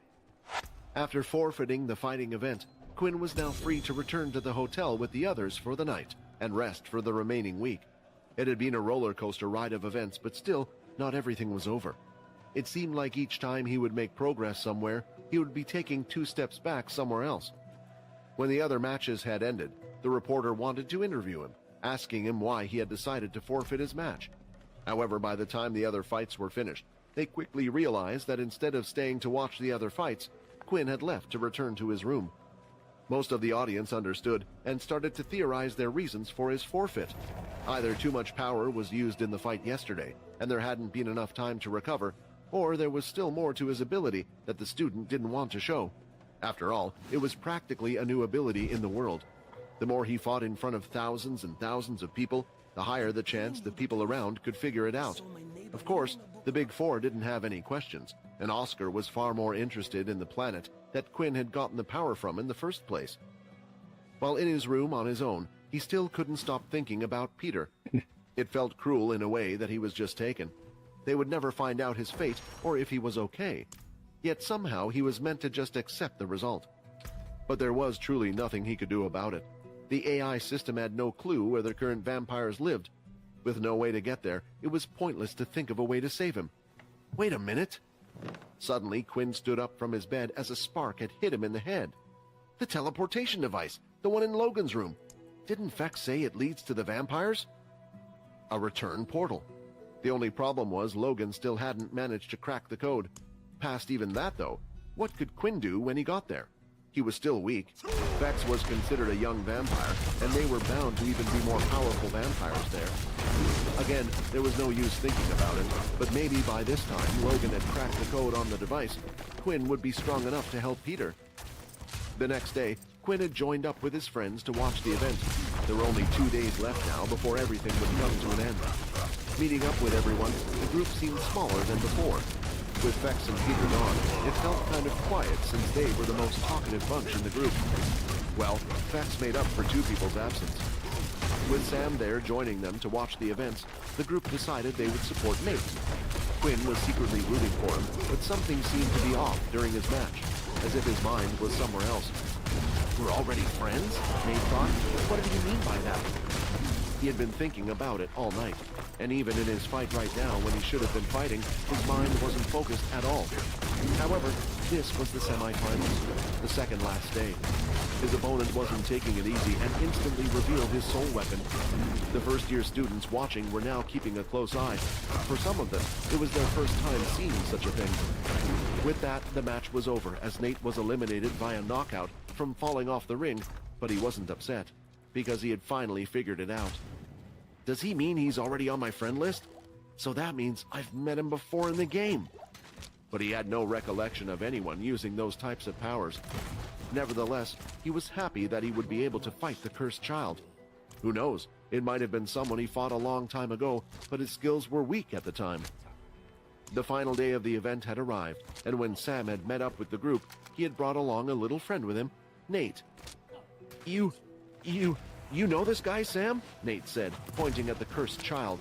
Nah, it's a long story. Why don't you sit down and I'll tell you all about it? They watched the final day of events and continued to talk, laugh, and tell stories to each other. Nate and Sam knew each other before coming to military school, which was a little rare since the organizers tried to purposely split people who did know each other. But because of this, they had plenty of embarrassing stories to tell. When they were done speaking about theirs, they asked about the others, starting with Quinn. He explained how his parents died in the war, and the mood suddenly had gotten somber. Moving on to Borden, it seemed he kept avoiding the question completely, and so did Layla. The atmosphere suddenly got a little awkward. It felt as if Nate and Sam were very open about everything, while the others were still hiding. Still, they decided to ignore it since everyone was having a good time before this. So what about you, Logan? Sam asked. What did you do before coming here? Not much. I didn't talk to people at my last school as I like to stay alone, started a few gaming projects, and was the same at this school. That is until I met Quinn. Ever since my life seems to have been busier than ever, but not in a bad way. Come on, Layla said. He's not giving himself enough credit. Those few projects he started in school turned out to be a big deal. What do you mean? Sam asked. Those projects are still ongoing today, although you guys might know them like the game Power Fighters, Logan asked. What? Nate said, suddenly interested. The two of them were enthusiasts of the game, and right now they were sitting with the inventor. They weren't even aware that a kid created it, since his family's name who owned the company was attached to it. Wait, said Nate. That means you must know about the Blood Evolver, right? You know who he is? Is he hacking the system? Of course I know who he is, Logan replied with honesty. But for privacy reasons, I cannot reveal that to you. However, I can tell you that he has not hacked the site. The ability being used is a strange one. The conversation between the group continued, mostly with Nate trying to figure out some way for Logan to tell him who the Blood Evolver was. Soon, the last event of the whole week was announced, the grand finale of the fighting event. The group wanted to pay attention to the fight, and so did Quinn. These were the strongest two students out of all 7 of the military bases. Due to them being second years, they would be leaving after the end of this year, so there was a good chance Quinn would never see them again. Still, that might not be the case once they left the military. Outside, it was a free world, and there was a chance they could run into anybody again. The second reason was due to the soul weapons that would be used. Quinn had a high interest in soul weapons, as they seemed to increase one's power significantly. It is said that when one is born, the soul weapon already starts to form based on their traits and personality. Eventually, it will get slightly altered when learning their first ability, and will continue to grow from there. Finally, when they are ready, they would be able to manifest one. The thing was, Quinn was unsure if vampires even had soul weapons. Vex didn't seem to have one. Otherwise, he would have used it against the king tier beast. Maybe unlike humans, vampires when born didn't have a soul weapon inside. But what about him? Quinn wasn't born a vampire and only later turned into a human. And if he did have one, Quinn wondered what it would be.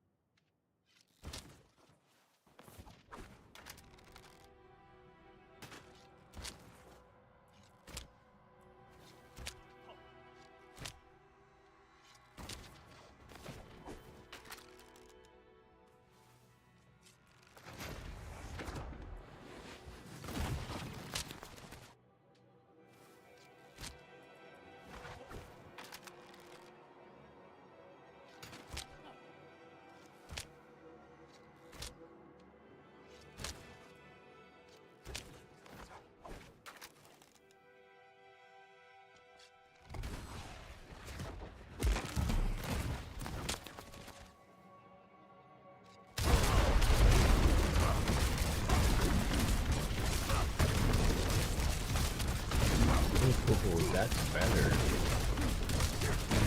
Better. Maybe.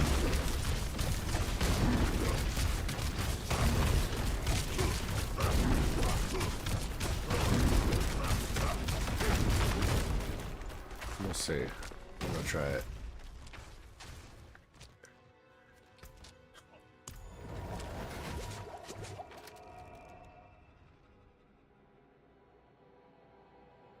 Episode 342, Soul Weapon Battle. The final fight was set to start. The rules were the same as in previous rounds with slight changes here and there. The platform they would be fighting in was the largest and nearly covered the whole arena floor. From this match, there would be no loss if a participant was knocked out of the stage. In this match, there were also a total of 4 refs. However, most of their jobs consisted of staying by the outer ring of the arena. If the students looked like they were about to fall, they would quickly build a wall stopping them. The 2 in the finals were second-year students from other military schools, so Quinn hadn't seen them before apart from the matches from the event. The first he had seen a little bit off was when the level 8 Earth user had defeated Sam in one of the previous rounds. As for the other one, he had also seen a few matches of his, and he seemed to be a student from the Greylash family, the Power of Lightning. "This is the strongest student I've seen the military raise," Mona said, complimenting Oscar on his hard work. "Of course, we saw the potential in him right away and gave him all the resources he needed," Oscar replied. "He nearly knows every skill we have available. I see a bright future for him. Who knows, he may even eventually become Supreme Commander one day." "Is no one going to compliment my family student?" Owen said, twirling his hair. "If he's as hardworking as your lazy arse, then we already have a winner," Bernie replied. "Well, I don't know how strong he is. He is from a generation I did not teach," said Owen. "As you know, I only recently became the new head. I don't even have a pupil or descendant of my own yet." The fight had started, and the bickering between the two had stopped. The action started almost immediately, with both revealing their trump cards instantly. There was no use trying to hide it, or find out how the other would fight. They had ample time to research the fights before the event. The Greylash student lifted his hand in the air, and from the palm of his hand, a blue lightning bolt struck through the air. A few moments later, the lightning seemed to strike back down, hitting the student directly. A large flash of light was seen, causing most of the audience members to close their eyes. When they opened them again, they could see the student's appearance had changed. His hair was now standing upright, his clothes even seemed to be pulled slightly upward, and this blue aura could be seen surrounding his entire body. At the same time, the Earth user had released his soul weapon. He brought his hands close together and closed his eyes. Suddenly, from his fingertips, a white glowing light started to appear and began to form a shape. It had a long handle and a stone head on top. The appearance was that of a hammer. "For some reason, when I look at these two, I feel like the lighting guy should be using the hammer," Vorden said. On display were two different types of soul weapons. The Earth user's weapon was a physical one, and was most likely going to be used more than just an ordinary hammer. The Greylash family student had a unique trait, the energy that powered his body. Wasting no time, the Earth user used the ground to propel him towards the student. It looked as if he was surfing on top of an ocean of mud when he finally got close enough. He jumped off the mound of mud and raised his hammer. Suddenly it looked as if it was growing in size. A giant hammer the size of a house was created and slammed down onto the ground. When lifting the hammer, it shrunk back down to its normal size. The audience was expecting to see a splatter of blood, perhaps, like when one would slap a mosquito, but instead there was nothing. "Cool hammer," the student said, as he suddenly appeared behind the Earth user. Using both hands, he started to create a continuous stream of lighting, connecting both him and the user. The Earth user's body started to shudder in pain, but eventually he managed to stomp his foot on the ground, building a wall, stopping the electric flow. With the first confrontation over between the two, the crowd cheered louder than ever, hoping to see more impressive displays of power. The fight continued between the two students, going back and forth, and they both showed great power and were able to use their soul weapons to their full advantage. But eventually, there was a person who had edged out, and that was the Earth user.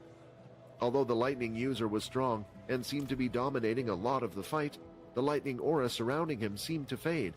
His speed began to slow, and eventually he was hit by the hammer. The attacks of the gray lazy student were strong, but the armor he was wearing protected him well, and eventually all of the Greylash family student's soul weapon energy had run out. A winner had been declared, the Earth user. Inside the booth, Bernie couldn't contain his happiness. He seemed to be even more pleased than Oscar that the Earth user had won. "Oh," Owen said, hearing the loud laughter, "and what happened to the contestants from the Sunshield family? I believe they were all knocked out before even this stage." "Laugh all you want. Just because this generation of my family is weak doesn't mean our family is weak as a whole," Bernie replied. "At any moment in time, feel free to request a duel between our top students, and I will be happy to comply." Owen truly wasn't too bothered by the loss. His ability was powerful, but he also knew it was less effective against the Earth users at a higher level. Their attacks just didn't hurt them as much compared to others. With that, the event had come to an end. There was a closing ceremony that thanked all the students who had taken part in. Then they rallied up the points of each student to declare a single base a winner. In the end, Base 4 was declared the overall victors. They were also the ones who had the Earth user that won the fighting tournament. It was clear that the 3 main events carried the most points compared to all the other events. Otherwise, based on what everyone else was watching, there was no way Base 4 would have been declared the winner. The students were to return to their hotel and pack their things. Once they had finished, they lined up inside the hotel lobby to do a head count. "All right, it looks like everyone is here," General Mike said. "Strange," said Logan. "Have they not realized Fex has gone missing? He was part of our military base as well. This might prove that although humans don't know the existence of vampires, they have more pulling power and influence in our world than we think. And I would like to say one more thing," Mike added. "Sorry about doing this to you again." As he finished, the shutters of the hotel lobby started to come down. Metal doors blocked the entranceway, and soon every small little hole was now closed. Looking around, all the soldiers and school staff were now wearing their gas masks, and slowly the room started to fill with gas again. "Oh well, time to fake it again," said Quinn, knowing that the gas would not affect him. Once all the students had been knocked out, the shutters were lifted, and a portal from outside was brought in. While awake, though, Quinn could hear a strange conversation going on. "What do I owe the pleasure of such a humble visit from you for?" Mike said as he walked over to the entrance of the hotel. Inside, walking into the lobby, were all members of the Big Four. "Don't worry about us," Bernie said. "We are here just to see that all the students are transported back safely." It was a little strange. Right now, every hotel was doing the same thing with their sets of students. So what had made the Big Four come over to this hotel specifically, Mike thought. The reason for their visit was Quinn. They were here to make sure nobody tried to do anything to him during the transportation process, and they had even dragged Jack to come with them. These guys, they were dead serious when they said they didn't want anybody touching him, Jack thought. Jack could now see that they truly would do anything to protect Quinn, which meant he would be able to do nothing while he was at the second military base. Once all the students were safely transported, everyone was free to go back to their dorms and do as they wished, and that included Jack. Using a portable teleporter of his own, he was safely able to arrive in his city. The location of the teleporter was also directed to his tower, a base that he had built under it. When arriving, there were around 100 people lined up to greet him. "We welcome you home, Master True Dream," they all shouted as he came out of the teleporter. Just then, Kevin stood out from the line to deliver a report. "Sir, I have some important news. It's about the Blade family you told me to research. We've found their base," said Kevin. "Excellent," Jack said with a smile as he walked off.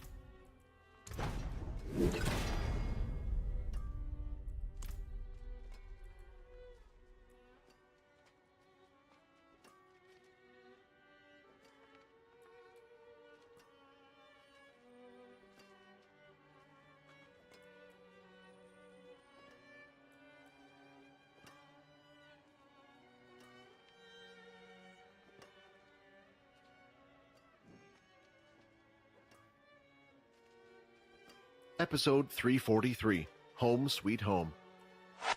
Everyone had safely made it back to military school in one piece. On the night of their arrival, there wasn't much to do. The event had ended on a Friday evening, so by the time they had woken up again from the special gas, it was the end of the day. The students were told to head back to their rooms and unpack their belongings. There wasn't much that they took with them, so it wouldn't take long to sort themselves out. When Quinn returned to his room, he had a sense or an unexpected feeling of being home. He never really had a place to call his. Since he was a kid, he would often move from place to place every time he went to a new school. With anyone to go back to or at a permanent base, there was never that home sweet home feeling. For the first time, he had it when he entered his room with Vorden. It was a quick night for the boys. As soon as they finished unpacking, they had gone to sleep. But Layla had a lot of work to do. From the event, she had been informed that Sia was an agent of Pure. This most likely meant that Sia also had a variety of tools that had been given to her that were hidden in the room. If they weren't in the room, then they would be somewhere else.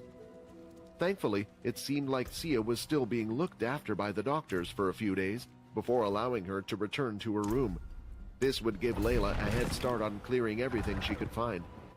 Upon returning to her room, she searched and searched, this time looking harder than before.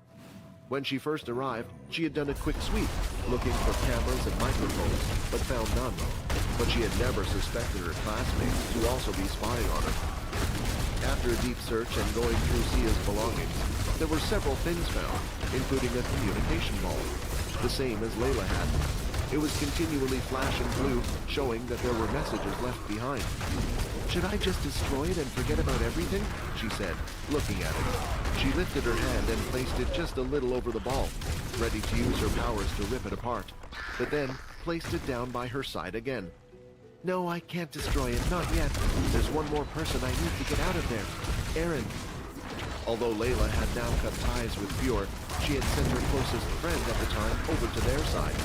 Perhaps at some point, the communication device would come in handy. She no longer had hers and destroyed it in haste. At the time, she acted on emotion rather than thinking things through, but now she had the time to think. It would be best to keep it for now. "Aaron, I promise I will come to get you one day." It was now the weekend. Students were exempt from lessons for the next 2 days and would start their schedule as normal for the final term. After that, there would be a short summer break for the students where they were able to go home and see their families. Although Quinn didn't know what he would do during that time, it was still a little far ahead for him to be thinking about it. "So, you got anything special planned for these 2 days?" Morton asked as he laid down in his bed. "Not really. I think I might just check up on everyone to see how they're doing, then head to the VR center later on," Quinn replied. "Wait, you were serious about facing Nate in a power fighter match. How are you going to explain to him about the red aura and the shadow ability?" "I won't," said Quinn. "More than anything, he just wants a fight. Even if he knows who I am, it will be impossible to prove, and it doesn't make any sense. The only person it would make sense to is him. Besides, I have Logan. Say worst comes to worst and an investigation does take place, Logan can just say I'm not the Bloody Bomber and state that he's at another base. Not that I think it will come to that anyway." "You depend on Logan a little too much," Gordon said. "Hey, don't forget about what you all did. I think you guys owe me at least this much after going behind my back." "Are you trying to blackmail us? Not cool, man, not cool." The two of them started to laugh as they knew they were just having a jab at each other, and with that, Quinn decided to head off to Logan's room. However, he hadn't been completely truthful to Morton. He didn't want to check up on the others, but more specifically, he wanted to check up on Logan. A single knock was placed on the door. "Come in," Logan said, and Quinn entered the room. The place this time looked a little different compared to before. The research he had done about the school's underground dungeons had moved to this room instead. "Hey, do you still think that information is useful?" Quinn asked. "You know, now that Peter is not there anymore?" "It's always handy to keep data," Logan explained. "You never know when we could use it for future events. Perhaps one day you, me, or the others will be placed there. I hope if I get trapped there, you can use the information to try to break me free as well. So, what brings you here?" While Logan was giving his reply, Quinn continued to look around the room, but the last question had caught him slightly off guard. "Who said I wasn't here to see if you were okay?" Quinn replied. "Look, I've known you for a while now, and there seems to be a pattern. If you come to me in the afternoon, as long as there's not an urgent problem, then you are usually there to check up on me and see how I'm doing," Logan explained. "But if you come in the early morning, usually it's because you have a question or a task for me to do." Quinn felt a little awkward and guilty now. It was fine to check up on someone and then ask for a favor or snoop around, but now it felt like the only reason he had come here was to ask Logan for something. Even worse, it was true, and he realized it. "I don't have anything to ask this time, or not a favor at least. I wanted to see how you were doing with that strange square device from before," Quinn asked. Logan, using his two small legs, pushed his feet and rolled across the room with his chair to the other side. On this side of the room, one of the computers out of the many was attached with wires leading to the strange device. On the screen, different combinations continued to appear, and each time it would flash red, it would move on to the next one. "It's taking a little longer than I thought," Logan said, "but the good thing is it will unlock eventually. I just have no clue when. Is there any way of finding out where it goes once it's unlocked?" "No, not other than going through ourselves, but who knows if we can come back. We would have to take a portable portal device with us just in case," Logan said. "Wait, you're going to go through there?" Quinn asked, worried for Logan. Well, if you can, please, let me know when the machine unlocks. I don't want you to go there by yourself. Bring me along. You can think of me as your bodyguard. I'm not a kid. I can do these things by myself, Logan replied, seeming to be annoyed at Quinn's suggestion. Sorry, you know I didn't mean it like that. I'm interested just like you. My system was the one that told me it was made by Richard Eno, and there might be a chance this leads to his base or something. If so, maybe he would be able to help us in finding out what this system is. Placing his hand on his chin, Logan started to think about it. It was true that with the help of Eno, it might be a lot easier, but Logan wanted to discover things about Quinn's system on his own. However, there was one possibility. Logan never ruled it out in the first place. Eno was a person who always seemed to be ahead of everyone else when it came to technological advances. There could even be a chance he had something to do with creating the system. All right, I'll let you know when it gets unlocked. With all formalities said and done, Logan got back to working on more gadgets. After the fight with the King's Tear, he felt a little weak. He wanted to create some new items for himself. There was always the chance more trouble could be on the way. The next stop for Quinn was to head to the VR room. He had promised Nate he would do battle with him, and he wanted to keep his word. Even if Nate wasn't online yet, Quinn had the chance to play a couple more games. When he was walking through the hallway, there was a familiar face that he didn't expect to meet. Oh, Quinn, been a while since me and you were able to talk, Leo said. Do you mind meeting me in the martial arts hall? I have some important news to tell you. There was no rush for Quinn to play the game. After all, there was no confirmed time or set time the two would meet. If the two happened to be online, he would send an invite, so Nate could wait for now. Sure, why don't we head there together? During the walk to the martial arts hall, it was quite silent between the two. Quinn always found it hard to read Leo, but at the same time, he trusted him. It was a good thing he did as well. He had helped out big time during the events with Peter. It was because of people like him that Quinn hadn't completely given up on hope for humanity. The problem was, at the moment, there seemed to be two bad people for every one good person he would meet. They had eventually arrived in the martial hall, and it felt large and empty without any of the students inside. The weapons were still on the wall, and it reminded Quinn of his first day here. Leo headed to the back of the room and sat up against the back wall, crossing his legs. Quinn then followed and did the same, sitting opposite him. Quinn, I wanted to tell you something. It was a decision I've been going back and forth, but was always going to do at one point. I will no longer be a teacher here. I'm leaving for good, Leo said.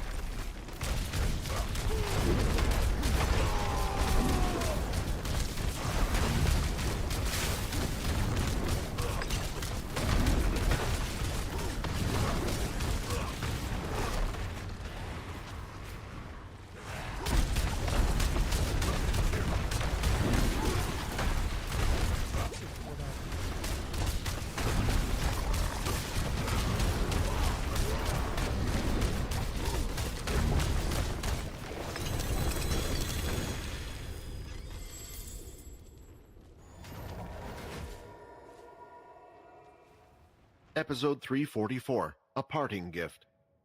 A metallic fist pounded onto the poor student's face, and at the same time, the winner appeared written in big, bold letters, now floating above his head. This is starting to get a little boring, Nate said. He opened up the game screen and started to scroll down through his friends list. There weren't many on the list, as he would often only send out a request to those he had found interesting. Damn it, who is he? Nate said in anger. I sent everyone who was online on my friends list a fighting request, and it turns out he's not a single one of them. Even worse, I can't even remember why I added half these people in the first place. Being with Nate and having watched his last few matches, it looked like Nate had gotten stronger again. Very strong. It was a shame if this fight was to happen, only he would be able to see it. Calm down, Sam said. Maybe he's not like us. Not everyone plays the game this much. Even if he said he would send you an invite, he didn't say when. At this point, Sam had put nearly everything together and had guessed who the cursed child was. Although their powers weren't the same, it was the only thing he could think of, hearing what he had said at the end of the match. He had only come up with this theory after finding out that Logan was the creator of the game. Perhaps when Quinn had made that Shadow Dome, he started to display powers that would have been similar to what he used in the game. With Logan, he could always ask him to program it, so his powers looked different when performing it in the game. This way, his ability would still be kept secret from the world. But Sam didn't want to tell Nate this. First of all, it was only a theory, and he wasn't 100% sure this was right. The second thing was, he wanted to see the joy on Nate's face when he found out the cursed child and blood evolver were the same person. Inside the martial arts hall, two people were sitting opposite each other quietly. Quinn couldn't believe what he had just heard. Of course, people weren't able to leave the military freely when they wanted, especially a teacher still in the middle of their term. But what Quinn didn't know was Leo had multiple conditions set when he had agreed to join, one of them allowing him to leave whenever he wished. This wasn't normal for teachers or the military to have, but it was one of the things that allowed them to sway him over to their side. This news had made Quinn upset. Leo was the first adult who treated him normally, even at a low power level, and even after finding out. Alright, dudes. That's done. We'll be back tomorrow. It's late. It's midnight, past midnight. 12:12. 12, baby. Yeah. See what we're looking at right now, real quick. Real quick, fast, in a hurry.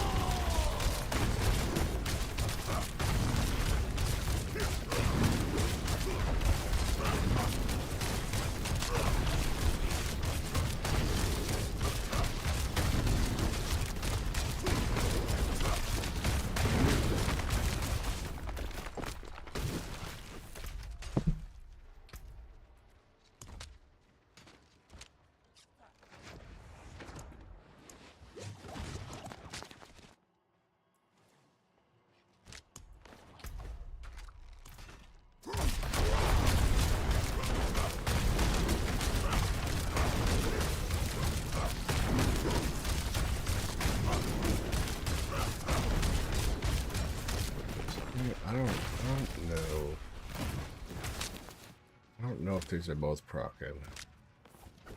Because this casting a basic skill, while at maximum resource, spends it all to make them vulnerable. Activating my main boss power grants 30% increased vulnerable damage. And then this one, activating my main boss power, spends all my primary resource, but I activate it every attack.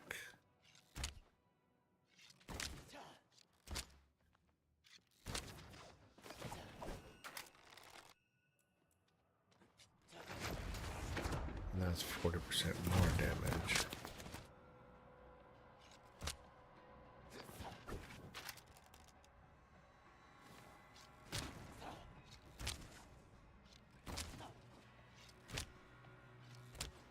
I don't know. I think that's a good setup. I just don't know if it's working. So we'll find out more. I'll do some research. We'll see you guys tomorrow. Have a good night.